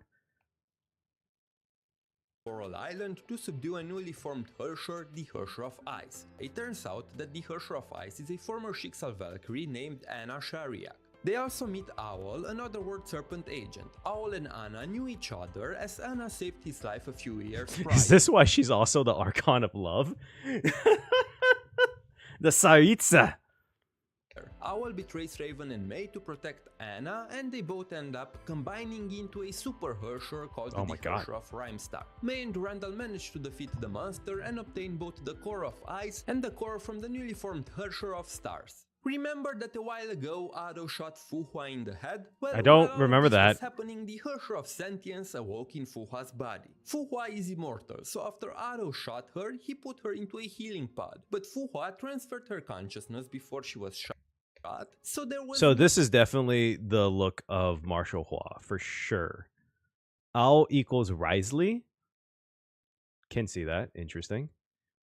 So this is definitely how Hua's in her look. body to wake up, which turned out to be the perfect opportunity for the Honkai to take over. The Herrscher of Sentience, who had Fuhua's memories when she woke up, killed one of Ado's clones, destroyed one of Word Serpent's bases, and fought Kevin, after which she gained possession of the feather that housed Fuhua's real consciousness. From there, the Herrscher of Sentience and Fuhua visit Mount Taishuan, a place where Fuhua lived for many millennia. There, the Herrscher of Sentience has a whole identity crisis until she realizes that she's not the real Fuhua. Meanwhile, Kiana and Bronya also visit That the sucks. place to look for some techniques left behind by Fuhua that could help them control their Herrscher powers. After they arrive, they witness Fuhua's memories spanning her 50,000 years life, which turned out to be planned by the Herrscher of Sentience to make them learn more about Fuhua. Then the Herrscher of Sentience makes Kiana and Bronya decide who is the better Fuhua. Of course, Kiana and Bronya choose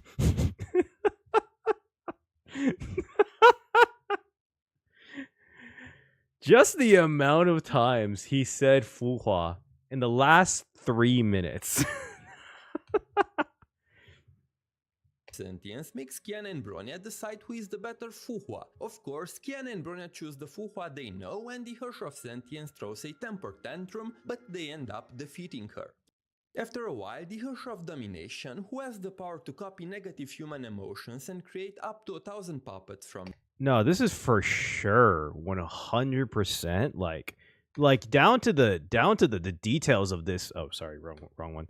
Down to the details of this right here is so much like Sunday Order vibes, like super Sunday, like Enna, like extreme levels of that.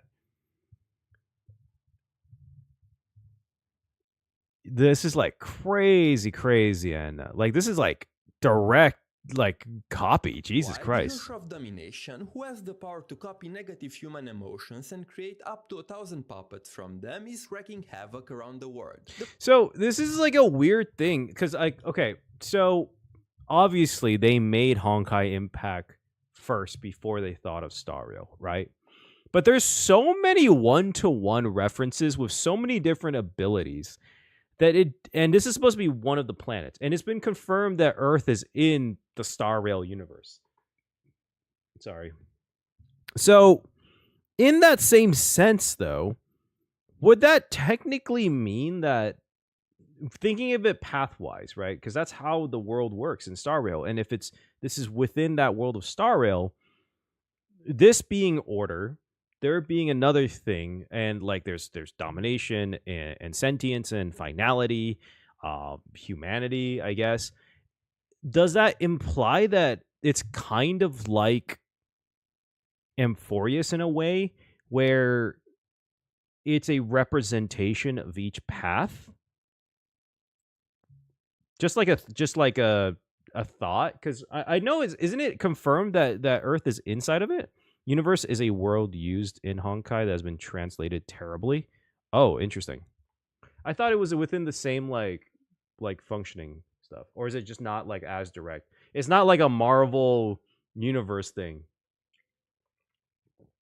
The first part of this arc focuses on Cele and the dynamic between her and her counterpart. Cele is slowly becoming more mature and the other Cele grows scared, thinking that Cele will no longer need her. The Hersher of Domination tries to exploit that fear, but both Celes manage to overcome it, and Cele gives the other Cele full control of the body for... So is this the new... Is this gonna be Sila's SP? Is this, whenever we get a new version of Bronya and Sila, is this gonna be it? HI3 isn't bound to the POWs due to Hakuna Finality's influence. Although past riders and eons have been within HI3's in Canyon, universe refers to the imaginary tree. That actually makes more sense. It's like saying Enna and Order are part of... Well, it's just like a concept, because this is... I thought it was confirmed that that Earth in Honkai Impact 3rd was a part of the Star Rail universe. For the first time. The latter part of the arc focuses on Kiana. After a failed attempt to stop the Hersher of Domination, Kiana gets dragged into the Theater of Domination, a separate dimension. I'm sorry. That's so... Dude, they ripped this. They straight ripped this. What the fuck? They straight ripped this. To the Theater of Domination, a separate dimension belonging to the Hersher. There, the Hersher of Domination wakes up the Hersher of the Void inside Kiana by showing Kiana proof that Himeko is indeed dead. We finally learn that Kiana and the Hersher of the Void personality are both personalities born from Sirin's wishes. Kiana represents her wish to live a normal life, and the Hersher of the Void is her wish for revenge. Kiana defeats the Hersher of the Void and gains full control over the Hersher powers. After a brief reunion and goodbye with Himeko's after image inside the Gem of Haste, Kiana defeats the Hersher of Domination and becomes the Hersher of Flame Scion, commanding both the powers of Void and Fire.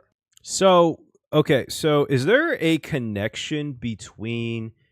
It seems like Hershers can go from one to another, right? Can move to have different powers. Is there a connection between those two, or is it like just like whatever? Is it just based off of what they currently are feeling or who they represent right now? HI3 is technically its own space time, but yes, it is part of the same universe as Extra. Farina, where?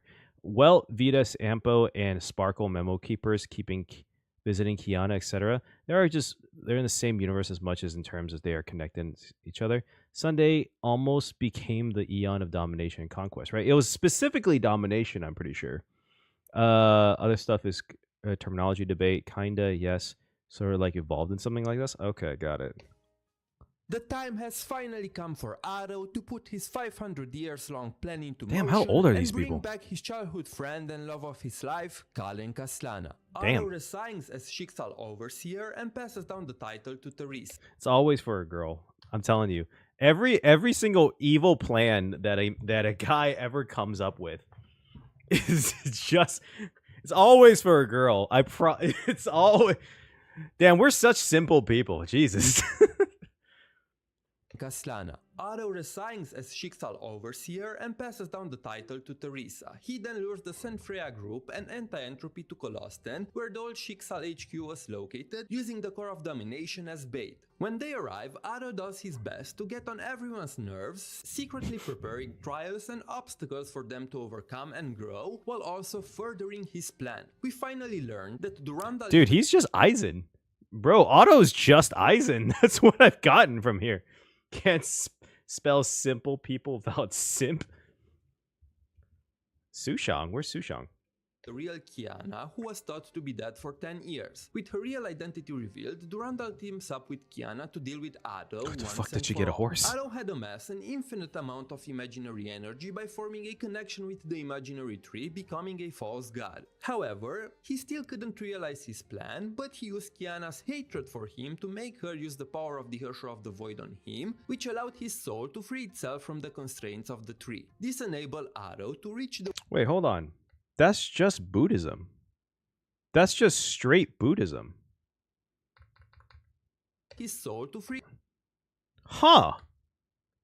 Well, that's a very weird version of that, but if you guys don't know Buddhist belief systems, this is exactly it's the cycle. I'm not fully Buddhist myself. It's just more like kind of Chinese traditional like culture, and then I've kind of adopted the Buddhist belief with that. Is that a lot of people think Buddhism, like original Buddhism, is about reincarnation. It's less about being reincarnation. It's about escaping the cycle of reincarnation. So escaping the cycle in a specific way. And so if this is like the samsara reoccurring cycle thing every 50,000 years, the idea, I guess, for him would be to escape the world tree and to escape that cycle. Yeah, there's a lot. This is super, super Buddhist. Like extremely, extremely Buddhist. To free itself from the constraints of the tree. This enabled Arrow to reach the wedge of the world, where he created a branching timeline in which Kallen never died 500 years ago, finally realizing his long-lasting wish at the cost of his life. After Arrow's story concludes, it's time to cover Elysian Realm, which I'm not going to do in this video. Look, Elysian Realm is massive, so I'll link you some of my other videos where I do a full story recap for it. Please watch those to fully understand it. So I'm assuming the Elysian Realm, based on the fact there's Elysia, this is where the flame chase was, and that's the inspiration for Amphorius. Which HSR is probably... When did the patch go live? A lot of Buddhists. Which HSR is probably in as well, in a cycle. In Xandar saying Amphorius is a micro representation of HSR universe. Yeah, okay. I don't know if it's a cycle. Oh no, there's a weird thing about the finality with that one, right? Like finality going backwards in time to fix it is very. It could be a. I mean, in a certain way, it could be like a slowed down version of that. So the heroes of 50,000 years ago. Got it. What happened the previous era? Why? Yes. Time to cover Elysian Realm, which... Okay, isn't it? Correct me if I'm wrong. Wasn't this like a super, super long story, and a lot of people dropped Honkai Impact because of this? Like, just correct me if I'm wrong. This is what I hear off of the the grapevine. Yeah, it mainly explains what happened the previous. No. Concludes, it's time to cover Elysian Realm, which I'm not going to do in this video. Look, Elysian, watch those to fully understand it. Kevin has finally implemented Project Stigma, which placed every person on Earth inside the giant collective dream. He also hijacked Stigma, which placed every person on Earth inside the giant collective dream. He also wait, no fucking shot. That was, dude. Sunday is just a rip of every villain in this story. What the hell, dude? Sunday, my dog. I hope you get an original story for now.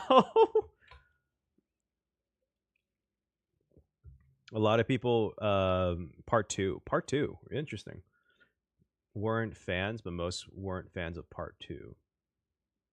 This is what Welt talks to Acheron and Pentecote about.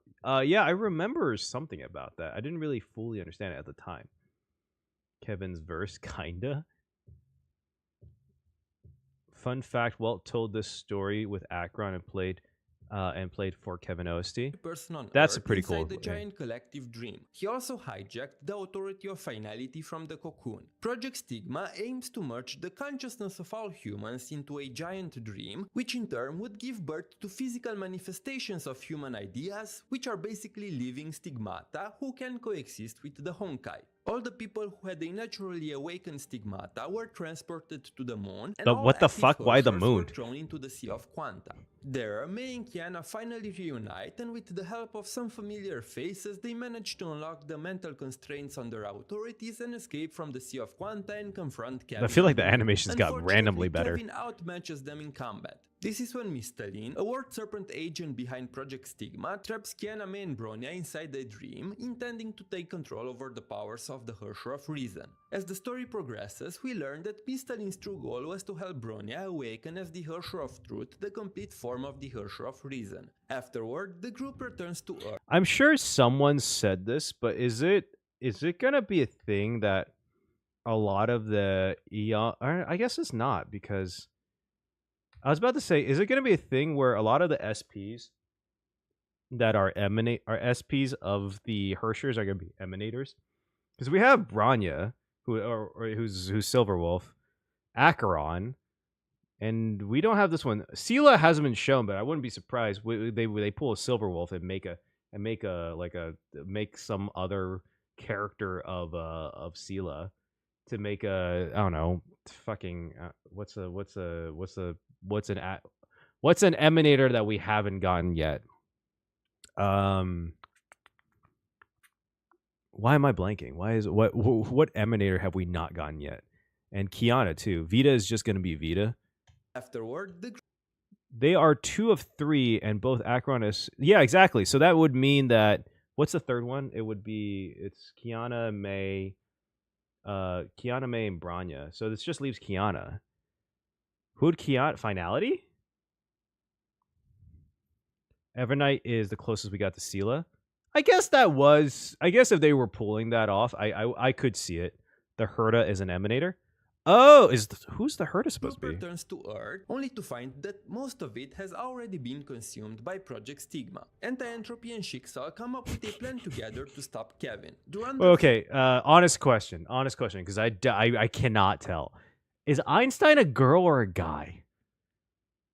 I cannot tell. I cannot tell.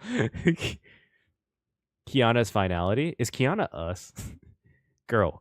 All right, girl. Thank you. I appreciate it. Wateris and Sela enter the giant dream to steer the... She does. She looks like Albedo. Dog, she looks so much like Albedo. It's crazy. Don't worry, everyone had this question. I'm very sure everyone did. Everyone was questioning themselves for a second. The will of the humans trapped there and make them want to wake up on their own. While there, they also steal a part of Kevin's authority. May reclaims the lost authority of Origin, which once belonged to Alicia, becoming the new Hersher of Origin. Kiana, after absorbing all Hersher authorities, is recognized by the Cocoon as the true Hersher of Finality. Then, they battle Kevin one final time and defeat him, finally surpassing his ambition. Kiana gets the full authority of Finality and becomes the new goddess of Earth. Since Earth is still recovering from Project Stigma, Kiana remains on the moon to siphon all the Honkai energy there and find a way to convert Honkai energy. This makes me realize they probably thought of this too, but dog, it's such a good thing that they made the Astral Express a steam train. It's such a good thing they made the Astral Express a steam train. Oh my god. I don't know why, but the subway looks ridiculous in space. The Astral Express looks fine. I don't know why it gives me it's okay. But this yeah, that's it would be so funny. You know what would be so funny is that during Plan Arcadia, because it's the Elation one, that they have a moment where the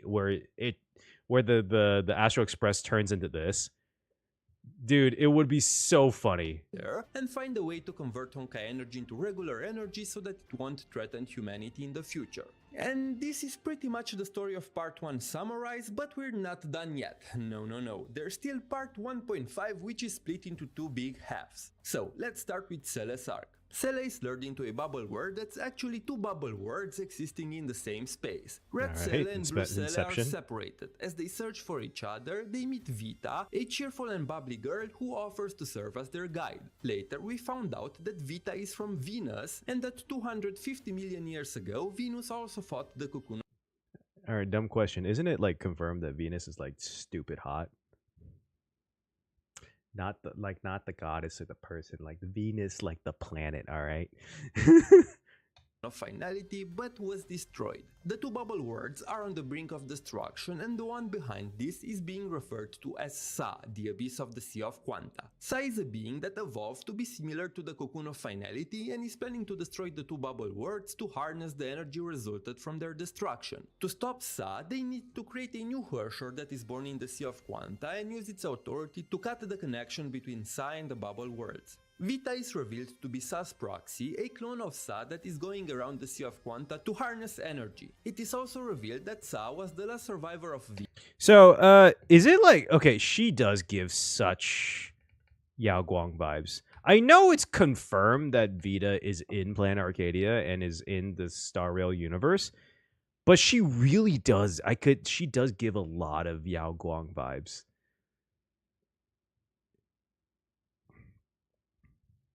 Was the last survivor of Venus and gained some power from the Sea of Quanta. After millions of years of growing, Sa became a being similar to the cocoon of finality. After Cele becomes the Herrscher of Rebirth, she manages to defeat Vita and cut off Sa's connection to the two bubble worlds. Vita then reveals that this was part of her plan to free herself from Sa's clutches and be free. After thanking Cele, Vita disappears. The second half happens, and then she gets a robot, fights Sparkle, and comes to Star Rail.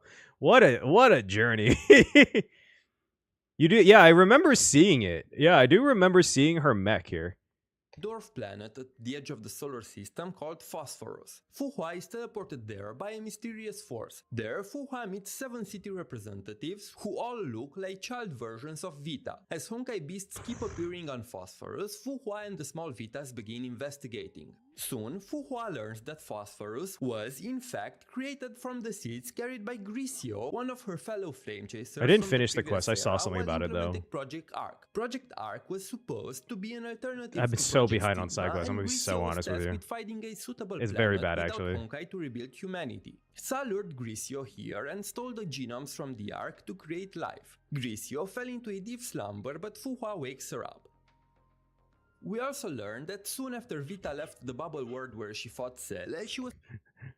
I don't know why this is such a funny costume to me. This is such a funny skin. I don't know why.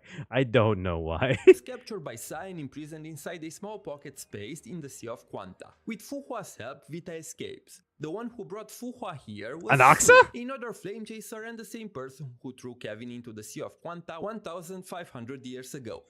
How come it makes sense that Anaxa would throw would throw Finon into a giant sea? Ago. After ascending to a higher plane, Su was able to observe our world and came up with a plan to stop Sa by bringing Fu. Wait, this is exactly what Anaxa did with Lygus, isn't it? It's like 100% exactly what he did. Here. Fu Hua, Grisio, Vita, and Mistalin managed to push Sa back, and just before Sa was about to flee, Kiana fires a beam of energy at it from the moon, essentially eradicating all its roots from the proper world. Inside the Sea of Quanta, Sa is extremely weakened, and Vita takes this opportunity to kill it and take over its authority. Now that she is completely free, Vita leaves Phosphorus, and her story will continue on Mars during part 2. This video... Okay. Alright. Interesting. What I mainly got from this is that Star Rail isn't fucking original. That's the number one thing I got from this. No, I'm joking. I'm joking mostly. But that's interesting to know. There is Honkai. Hoyo really loves their themes. Hoyo really, really, really loves their themes of having a collective consciousness, dreams, reoccurring cycles. There is a lot. There's a lot where I kind of look at it and I'm like, huh. They really, really loves their like samsara, Buddhist like beliefs and stuff. I kind of like that. But I also think it's kind of funny how much so it is. I think what we'll do next is watch the Vita. I'm looking at the time right now. I'm down to watch these two.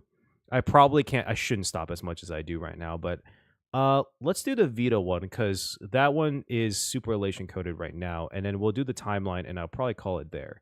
But before we do, very simply, very quickly, that is not the right one. Very quickly, your boy needs to use the restroom. Hold on.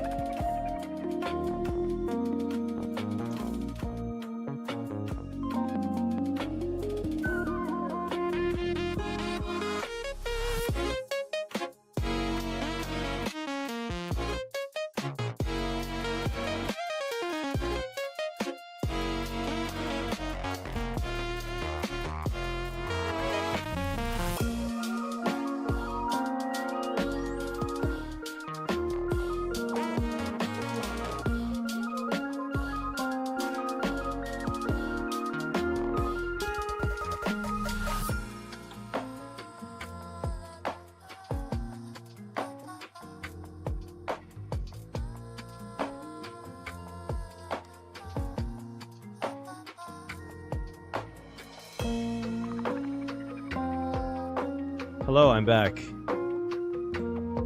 Okay. What was? Are you guys making fun of my recommended videos? Looks maxing. What are you talking about? Looks maxing. 1K hours later. I mean, if you don't vibe, don't force yourself.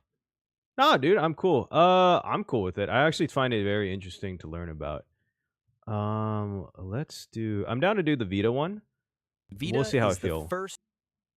Oh my god. All right, let's see. That was fast. I didn't really have to go like crazy. I don't know. Vita is the first character in Honkai Impact history who not only learned that eons exist, but officially stepped onto the path of Elation. She's basically Sparkle's bestie. It was Sparkle who gave Vita her mask and brought her into the Masked Fools. So there's actually a very interesting point with that, is that we know that the masks are given from Aha, but the fact that Sparkle gave Vita a mask is kind of interesting, because how did she get an extra? Is that one of her other masks that she just gave to Vita, who was able to follow that path? Or how does that work? What's more, she even knows Sampo Koski personally. So Vita appearing in Star Rail is just a matter of time. How many people would have? How many of you guys would pull for Vita? Probably all of you. The devs confirmed it. Vita was designed from the start to be like Velt, a narrative bridge. Oh, that sounds actually more accurate. Games. In this video, we'll break That's down true. Her full backstory. Masked Fools can steal masks. We'll see what they stole it originally from the how she went from being a spineless puppet of an ancient god, the morning actors, to joining the most chaotic faction in the universe. To understand Vita's nature, let's dive into the history of Venus. 250 million years before Earth's humanity, work so well? Venusians also faced the Honkai, a force bent on destroying their civilization. Getting IPC bounty? What? Leading How the planet's elating! Defense was a genius director, Dr. Vita, a woman of iron will, ready to do anything for victory. But the longer they fought, the stronger. Dr. Vita different from normal Vita, I'm assuming. When conventional weapons failed, humanity turned to forbidden tech. Venus began drawing energy from the Sea of Quanta, a special dimension within the Honkai-verse. In desperation, Dr. Vita crossed a line.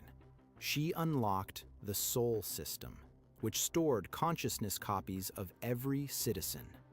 The result was catastrophic. Instead of salvation, she triggered a quantum tsunami, An energy surge flooded Venus. I don't know why. The first thing that came up to my brain about that was I haven't done ZZZ lore in a while. It reminds me of the doctor who's the scientist that's like Wise and Bell's like teacher. It just reminds me of that. Forbidden knowledge. Oh, that's so true. In minutes, wiping out all life on the surface. Dr. Vita remained the sole survivor. The sea's energy changed her, granting Carol, thank immortality you. and godlike powers. Left alone among the ruins, she laughed and wept, realizing the terrible price of her so-called luck. Laughed and wept is actually so Elation coded. Carol Pepper's character. Obsessed with the idea of reviving civilization, she made a radical choice. Casting aside her humanity and her name, she ascended, becoming an entity known as Saw. Saw took root in the Sea of Quanta. So, someone explain to me how she ascended, because they just said she ascended. Like, how does she ascended? Is that more of like a mental thing of ascending, or is that like she like actually did something? Beginning an endless harvest, consuming the energy of other worlds. But behind the Honkai stood a higher power, the cocoon of finality. In the future, it would arrive on Earth too. Okay. Saw was terrified of a direct fight.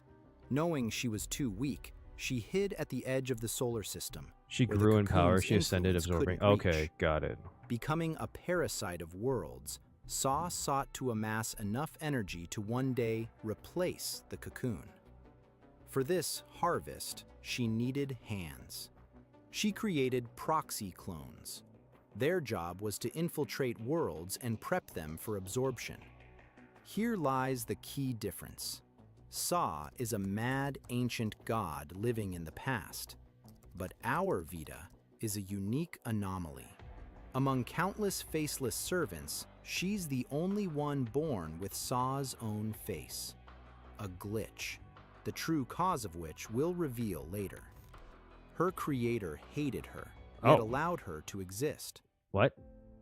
Our heroine Proxy started mentioned? as just a serial number, a biological drone, 150 million years old, Oh, devoid shit. of memory, will, Damn, she old or as fuck. name. Her existence followed an algorithm: infiltrate, gain trust, harvest, then hibernate with a memory wipe. A world died. Why does the... Okay, it kind of reminds me of Cyrene, but that also might just be the natural course of how things are written like that. It looks like an E9 flower. Energy went to Saw, and Vita restarted the cycle. Between missions, proxies were kept in artificial sleep. To make the tools work better, Saw uploaded some of her own memories. But the system glitched. The memories of destroyed worlds didn't vanish. Digital ghosts settled in Vita's subconscious, forming a personality. It was an explosion of ego. self-awareness. For the first time, she said, I, the foundation of any self. Saw foresaw this. Proxies with sparking personalities were trapped in endless dreams. In the chaos of dreams, she saw the people she'd killed. And instead of obedience, a desire to save them was born. Key to her awakening was Mara, a digital copy of Saw's former colleague. Oh. Saw enslaved her, trapping her inside a mechanical monster. Oh. Mara hated Saw and despised Vita for wearing her tormentor's face. Wait, that's actually so fucked up. Wait, that's insanely fucked up. But in her, she saw a chance and became the catalyst for rebellion. In her dream, the Vita congratulations played on the Silver Fixer, Wolf. an obedient agent. But Mara interfered, making her question reality. Wait, hold on. You know what would be a crazy twist is am I doing this wrong? Oh, there we go. I don't know why, this just kind of gave me the crazy twist of the idea of that maybe Vita would join the Stellaron Hunters. I'm just saying everyone's going to join the Stellaron Hunters, but I do think it would work, but actually no, there would be 2 Elation coded people. Never mind. Fixer, an obedient agent. But Mara interfered, making her question reality and remember her true self. She realized she wasn't a tool, but a shepherd. In that moment, Vita learned the most important lesson. What the fuck, Elio? Exactly. Birth. You have to fight for it. And the symbol of that freedom became the endless starry sky. Saw knew everything, but she didn't care. Having become a deity, she lost all human logic. She only cared about consuming energy. One doll's rebellion seemed insignificant. Thus began the story of the Awakened. Taking the name Vita, an echo of Saw's own human past, she became a mirror of her creator. But after the joy of birth came horror. Vita realized she was a slave, forced to kill those she'd barely bonded with. Now self-aware, she saw the faces of the doomed over and over, along with the endless, monotonous repetition means of life death. in Italian. That makes sense. But that monotony gave her a That actually makes a lot of sense. patience. Vita decided to play the perfect doll. She became the greatest actress, just to one day kill her god.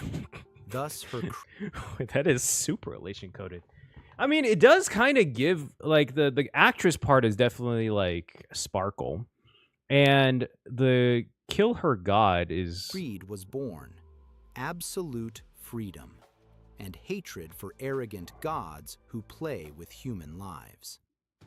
Vita's this is plan yeah to no gain that does freedom make began to Yao unfold Guang. in the bubble world of Salt Snow.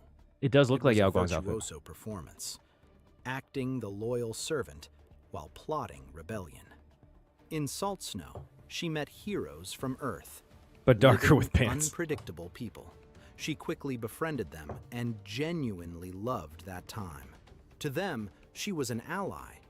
To Saw, a tool. But Vita realized these people were her shot at freedom. For freedom's sake, Vita had to commit betrayal. She leaked intel about the Earthlings to Saw and threatened to wipe out the world. Vita knew Saw wouldn't step in personally, but would use her instead. Sayla, having awakened as a Hersher, engaged Vita in combat. Saw, not wanting to deal with this petty squabble, gave Vita a massive chunk of her power, which is exactly what Vita was waiting for. The fight with Sayla demanded more strength, and Saw kept pouring energy in. At the critical moment, Vita used that power not to attack, but to strike within herself. She shattered the mental chain binding her to the Creator. This was the end of her slavery. Vita saw... I'm sorry. It's so interesting to see the characters that I know from Star Rail look in a different way. Like, Seela looks so different.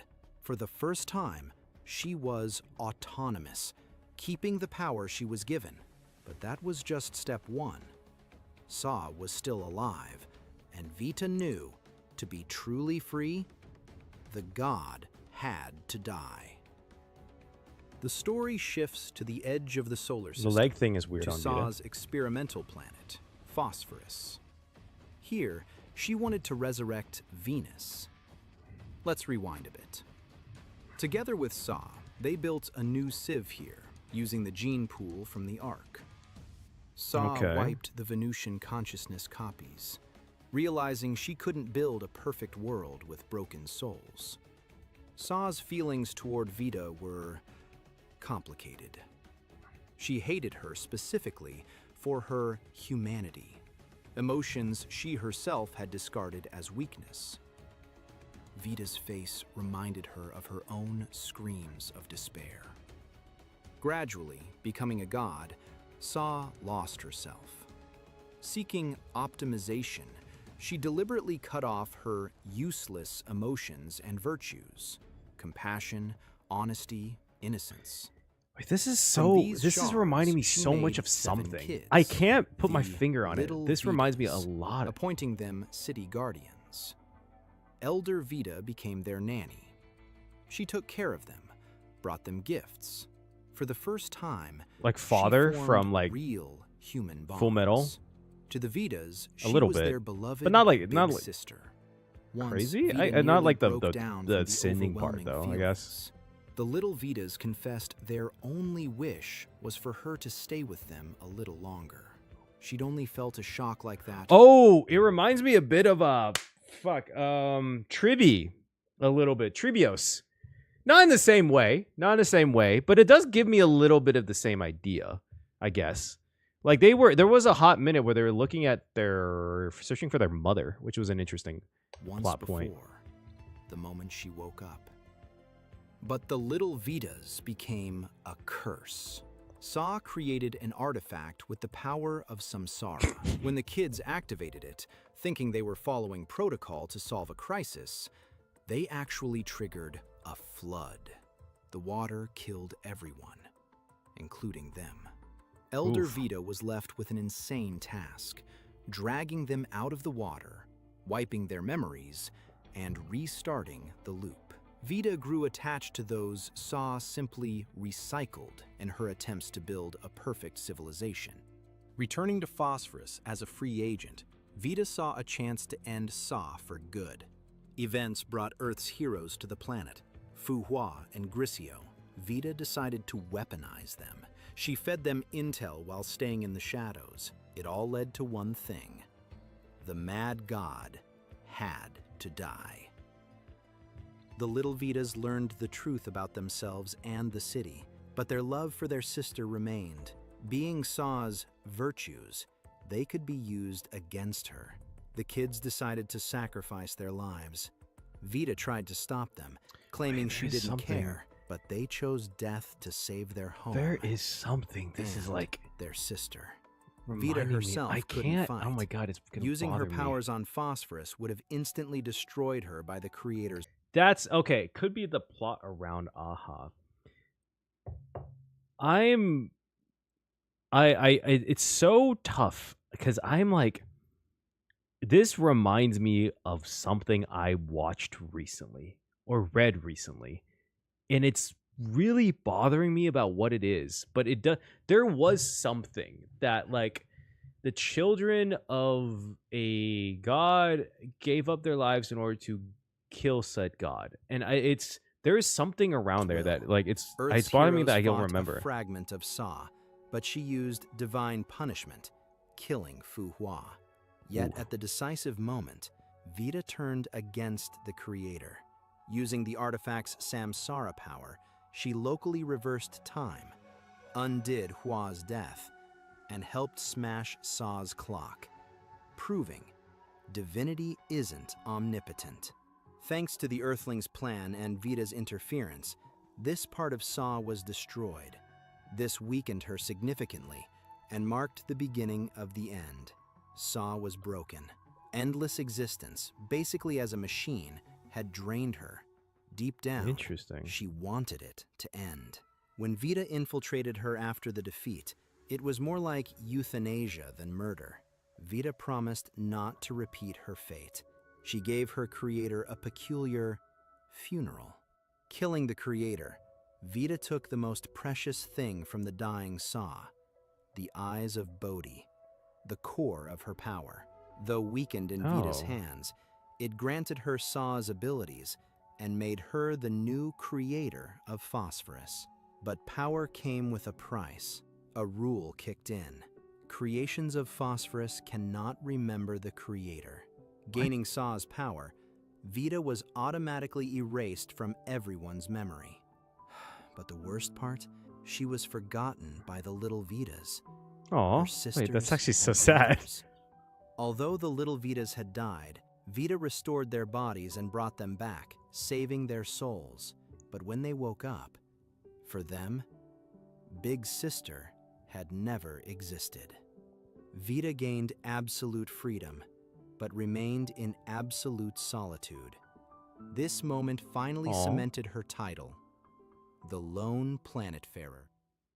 Having absorbed the eyes of Bodhi, Vita became a planetary-scale entity. Even if Saw's core was weakened, Vita's arsenal is still terrifying. Her main power is mind manipulation. Wait, where does she get a robot from, actually? Kind of, okay, I know there's like half the video over, but like, where does she get a robot from? I didn't get that point yet. Vita reads thoughts, enters dreams, and edits them. She sees people's true motives. Wait, hold up. What the fuck? That's just that she's just a memo snatcher. Hacks both psyches and digital systems. In combat, Vita keeps her distance.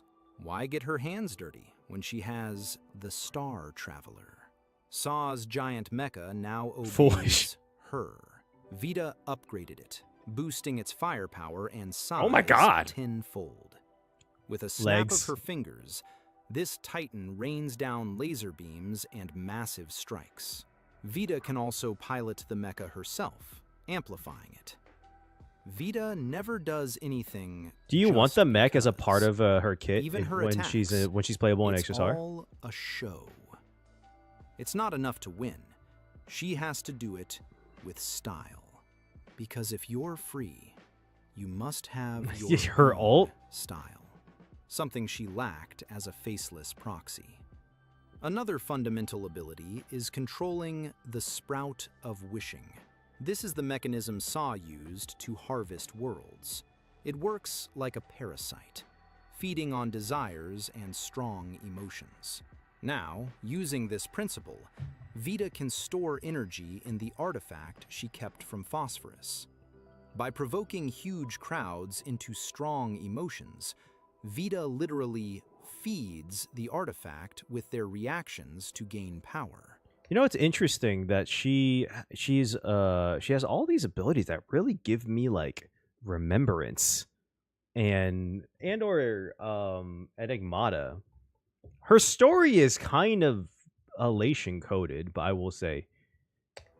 The irony is that Vita herself. What do you is mean by also storytelling a like sprout this? of Just an wishing. idea. But while normal sprouts were for destruction, Vita became an anomaly. That's her true origin. Not a system error, but the result of merging Saw's divine authority with her unconscious desire to keep the part of herself lost, fighting the Honkai. Vita is the embodiment of Saw's humanity. Surviving Oh yeah, against its I would creator's will. 100% agree. Actually, watching this right now, it makes me confused about why Genshin and Starro has so much standing conversations rather than moving. I feel like Starro is getting better at it, and I think they're doing the thing that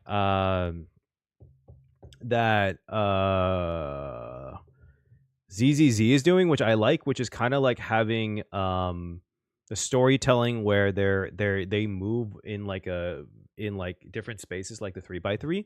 It makes it feel a lot more realistic, or not realistic, but it feels a lot more like motioned, right?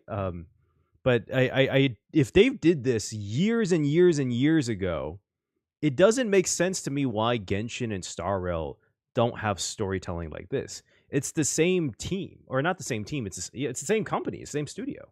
She's living proof that even after becoming a god, you can't completely kill. Yeah, I agree. the HSR is human doing better, inside. but it's still crazy. I mean, Besides I'm looking at that, this. Vita inherited some of Saw's other divine powers, creating matter from energy, accelerating her own time, and controlling the time of created objects. The core opens up huge possibilities, and we've yet to see Vita's I also full find it potential. highly But improbable most importantly, that Vita would she be now this has powerful a in Masked HSR. Fools mask, gifted by Sparkle. We don't know all its properties, but it lets her bypass imaginary energy barriers and leave the Honkai Impact homeworld. Gaining independence, I like that Blade and Don Vita Hansen. didn't choose the hero's path. She stayed in the gray zone. In the Mars story arc, she became the quantum computer operator. There, she found the perfect I feel partner, like Entropy. she would be She saw really a reflection broken of herself. Entropy if she was still also a had tool all these made by the abilities Martian in Star goddess Rail. for endless sims. Vita calls herself a grave digger. Her goal isn't just to help a sister in misery, but to dig a grave for an arrogant god. So Vita wrecked her plans. When the Martian goddess forced the Dreamseeker to live the same scenario, No, for sure. I think it would be Vita interesting. stepped in to break the cycle. The fact Hacking that they're system, showing Vita in she Planet forced Arcadia the makes me goddess and out of the her shadows, revealed her the truth to anti-god Entropy, and helped her become self-aware. like In the kind of finale, stance. I Vita feel like is even going to be risked herself, confronting the goddess so Entropy could absorb some of Layla? her power. I mean, she's Regarding her impossibly personality, powerful, basically an Eon. Vita and often then people, acts provocative, turning people all into the other cubes, characters useless. trolling heroes. But Yeah, a key that's detail, the thing. Vita's trolling here isn't just for laughs or mockery. It's provocative behavior that exposes emotions and essentially breaks people's boundaries. However, it's not just that she's bored. It's her past. She spent millions of years enslaved by Sa, a god obsessed with order. For her, any script, duty, or strict rule is a trigger reminding her of prison. Behind her defiance isn't just boredom, but a massive experience gap. She is very elation Having coded. spent 150 million years the trauma. as a god's student, Vita The trauma effectively is very doesn't know elation how to coded. interact normally, since everyone around her was just fuel for the harvest. Vita lacks Whose the video skill am I for- watching? I am watching Alex. Shout out to Alex, by the way. You did a really great breakdown of Vita. Holy shit. Human intimacy. So her trolling isn't a whim, but the only language she has. She tries to That connect is so the way a elation-coded. being of her scale sees it, through trials, games, and provocation, unconsciously hoping someone sees her clumsy attempt not to be alone. Her trolling is also Yeah. a reality check. Proof that the world isn't another harvest, but real life. Only an unpredictable, living reaction convinces her she's talking to people, not puppets. Moreover, for Vita, these games are the only safe form of love. Is there a Here, are they going to she cover it sets the where rules. an explanation longer of the why victim, Vita may but have the gone game to the master. Star Rail By world? forcing interactions It was on just her like just for terms, the whims of she it, ensures or is there a she'll specific never be reason? a helpless toy again. And that's why meeting someone stronger or getting an unexpected reaction, Vita sometimes just Not known? freezes, Okay. unable to joke it off. The irony of her loneliness is best seen in one detail. Inside her formidable battle mecha lies a hidden digital dorm room with chibi versions of the heroes. A powerful entity capable of erasing cities essentially plays with dolls, watching their virtual lives.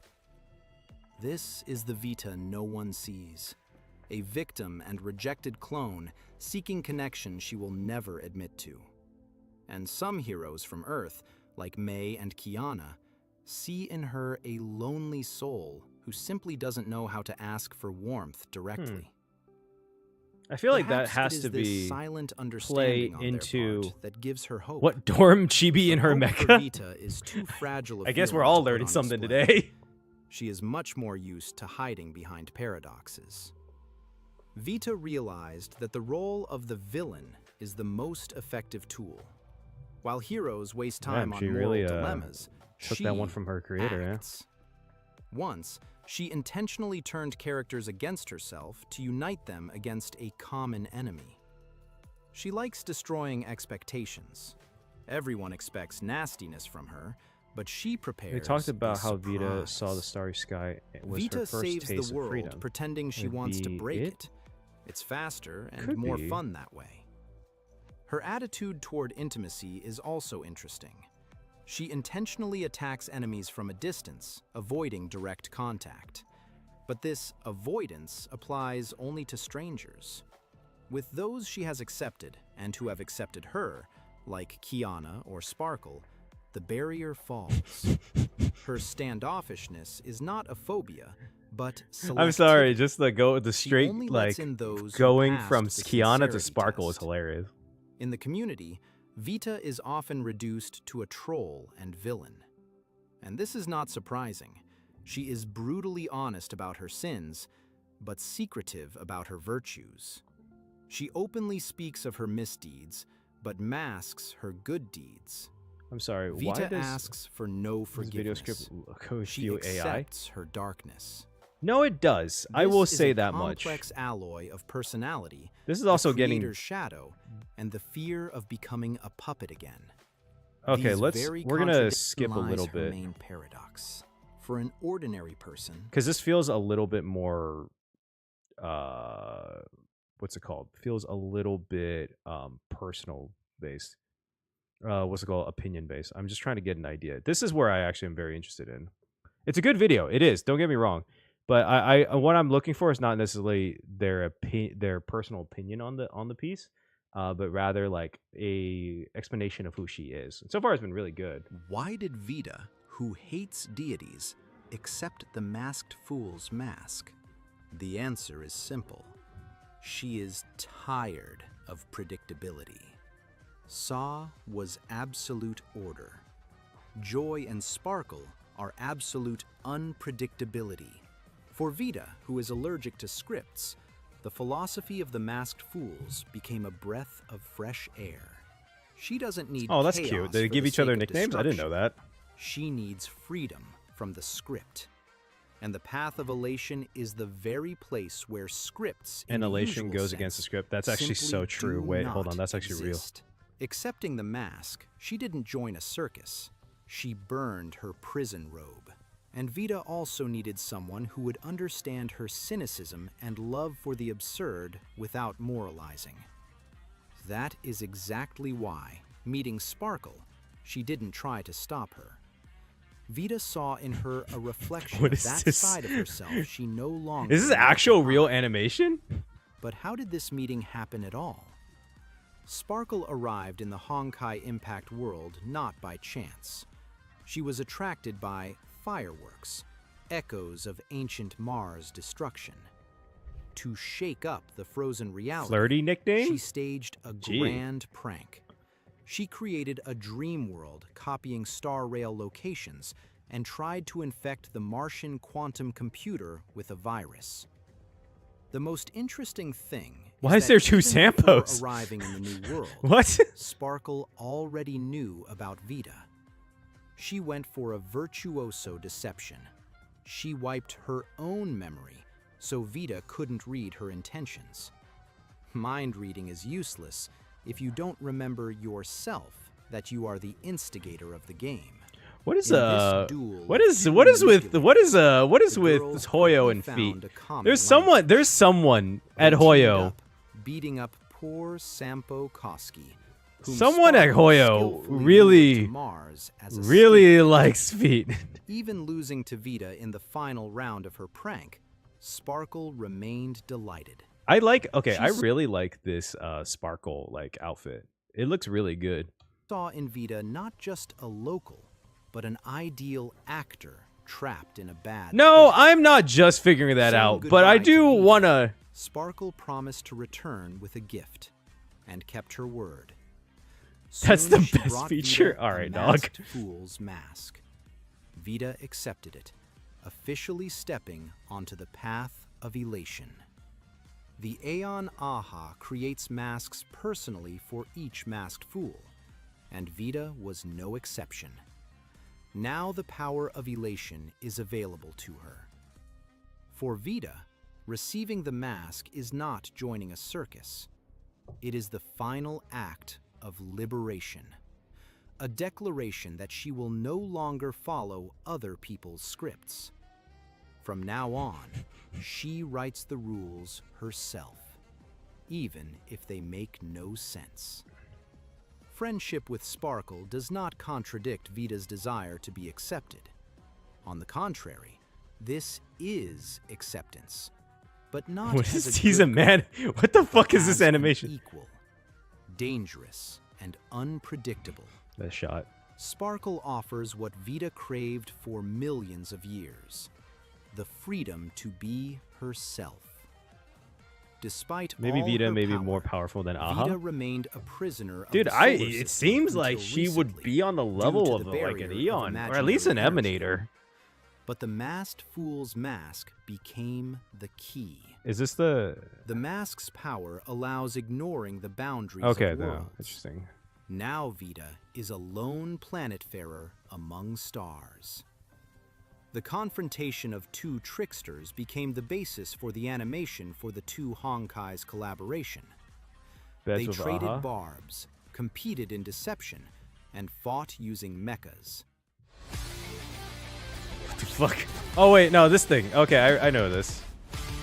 I watched this already. Is this the whole entire...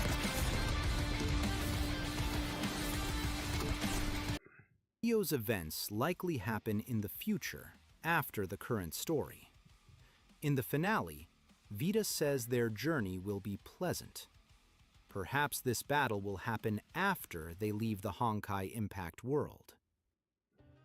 Vita walked the path from a spineless shadow. Okay, so on this is just like an overview. Interesting. Vita is weird because I'm like looking at it now and it's just like, I don't know how, I wonder how she's gonna fit.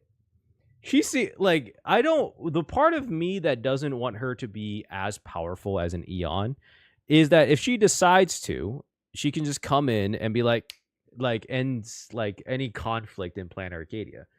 My concern is that if Asap Pramad shows up, she's like, it's over, you know? That's where I'm going with this. What I do think would make sense, and what does also make sense, because her robot seems a lot smaller in Planet Arcadia, is that she lost a little bit of her abilities moving to the Star Rail world. Maybe becoming a normal Path Strider, going through that barrier as a sense, because her powers resided in the Honkai Impact thing. I don't know. I'm just spitting random, saying random shit. I worry because people can't even handle Ranmei, Jade, or Lycus. Yeah, so that's my main thing about Vita. I think I will watch the rest of these later. I'm interested in the Alex videos. They actually did a pretty good job, but you are right. It does. I did get this earlier that it does kind of feel a bit AI-ish. I am interested in the entire history of the Honkai universe and the Welt and the Void Archives one. But I really wanted to cover these two because I feel like these are going to be the most relevant. Again, what I took away from Honkai Impact 3rd is that the Star Rail's not original at all. I mean, no, it is original. They do interesting stuff with the story, which is the reason why I mainly do theories around it. So it's interesting. This problem is Star Trailer can change sizes, so it's tied to Vita's godhood. Oh, okay, never mind then. Yeah. I don't know. She seems way, way, way more powerful than just coming out straight out than anyone in Star Rail, minus maybe including the Emanators. I don't know. It would be interesting. I don't know whether or not she could 1v1 like Acheron would be an interesting one. Can be larger than planets at full size. What the fuck? You'll know more about her mech after you do the side quest from 4.0. I mean, Sparkle can take her. That's true. I don't know. It's a very interesting thing. She seems more powerful than Silverwolf 999. I don't know how to feel about it because Silverwolf's thing is like kind of partially based in like virtual stuff. Silverwolf is almost like ether editing. It brings her virtual reality to life, which is an interesting point. Sparkle survived her. That in itself is a very very true statement. fun to someone like her in the story. Yeah, I think it would be, obviously I think it would be fun. And it does, I am very, like I said, I am very much wanting more Masked Fool characters. It's honestly a surprise that we haven't had that many. We only really have Sparksy, which is just Sparkle again. You know, I also want Giovanni. I still want Giovanni playable. Like, give me playable Giovanni. I like Giovanni a lot. The voice actor is crazy, too. We need 5-star sample. We need 5-star sample. All right, 5-star sample or playable Vita. You guys get to choose. That's the last question for the day. Last question today. 5-star Geo would be dope. Would be dope. I also want what's his fucking name? Who's the director? The director. Who's the director again? Vita all day. Who's the director again? The fucking director.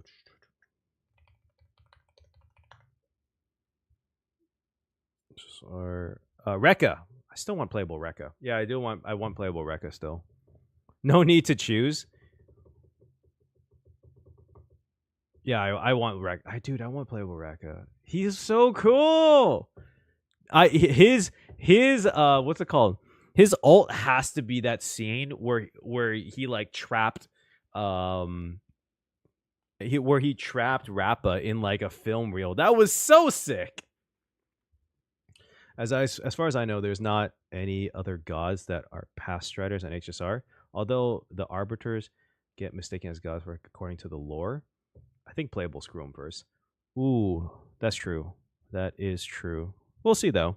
Anyways, I think that's good for everything for today. I will be playing the story quest probably after this or either tomorrow. But you'll probably see a reaction come out on my reaction channel. I would like to say Friday? Thursday or Friday. I usually post on Fridays because I'm busy. But yeah, you'll probably see the first reaction come up on Friday, second one on Saturday, and if there's a third one, which I don't know. Yeah, it depends on how long they are. Come on Sunday if there is one. But yeah, working on that, and then I'll announce a... Are you going to watch more Homo Labs at some point? Probably. I'm down to learn more about the Honkai Impact universe. The only thing about the Homo Labs, and maybe it's just this video, he talks pretty quick. He talks really fast. And so I did miss a few things as I was trying to go through it, which was maybe on me. Yeah, good luck on your pulls, everyone. Hopefully you all get Silver Wolf. I'm going to try to get Silver Wolf as well. But I only have like... Actually, why not? I only have a couple of rolls. Let's just roll it, dog. Let's play. I'll do my Silver Wolf rolls right now. I only have I think I only have 50 or 30 rolls, but I'm guaranteed. Oh my god. I am guaranteed. I'm guaranteed because the fucking because Ash failed, because La Mancha didn't want to become E2. I just gotta believe. One pull is all I need. You're right. La Mancha help you? He better help me. He didn't want to come home last time. The 2 wolves of Planet Arcadia. You're so right.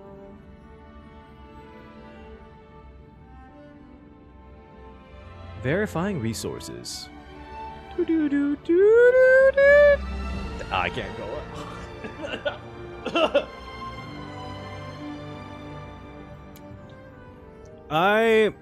Dude, wait, what's the relics for Welt? I want to build Welt because I have E2 Welt, and now he's actually good. So I want to build Welt, but what is Welt's actual relics and stuff? Thank you.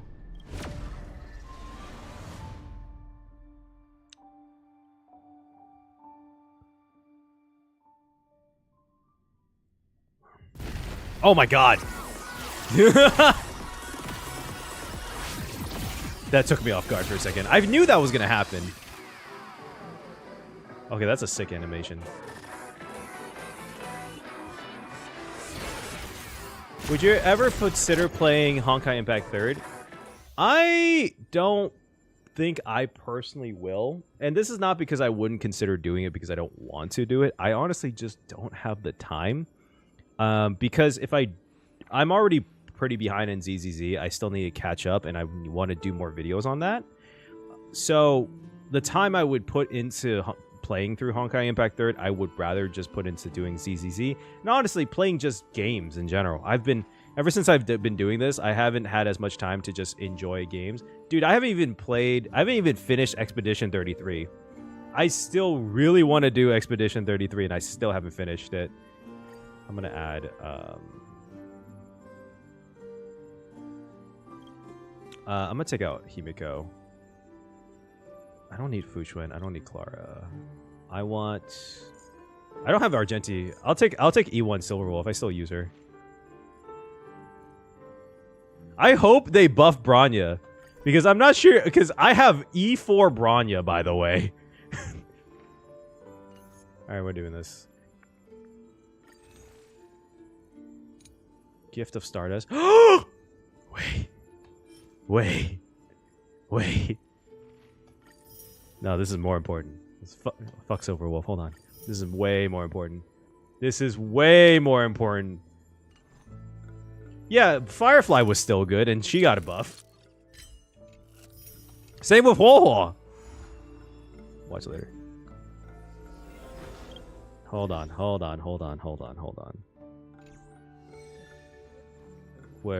do I change Pom Pom? This needs to happen now. This is an immediate need. This has to happen now. Hold on. Where can I go to?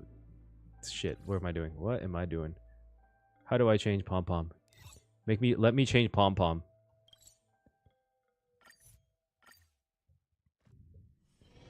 Where's Pom Pom? Pom Pom, where are you? How do I change? It's in the thing. No, this is requirement. This is requirement.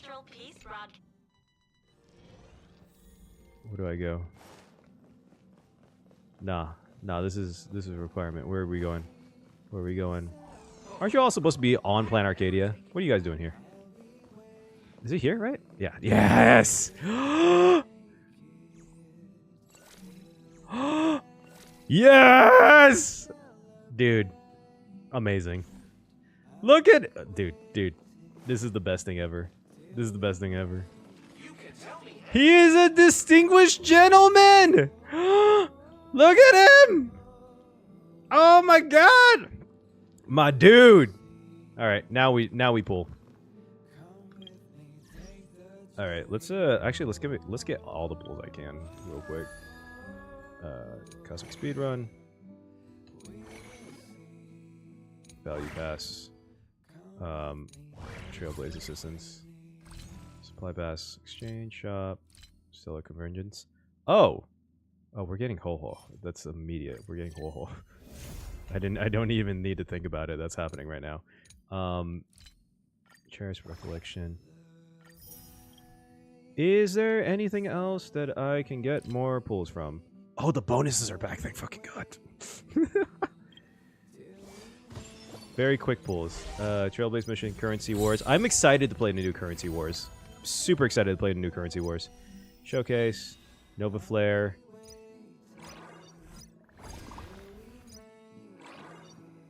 Oh, claimable rewards. Here we go. There we go.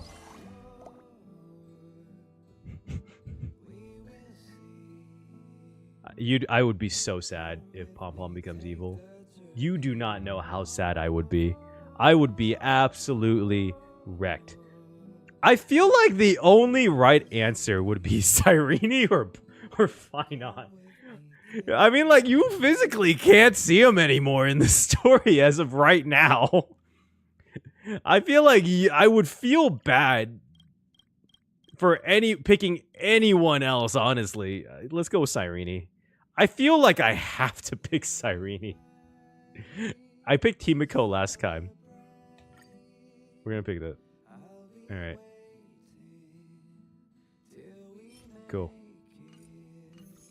Choose well. Character rewards.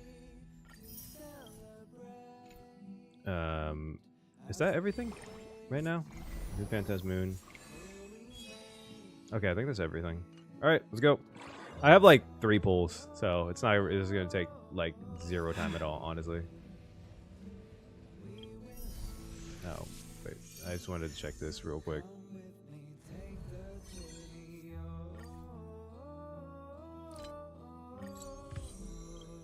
Okay.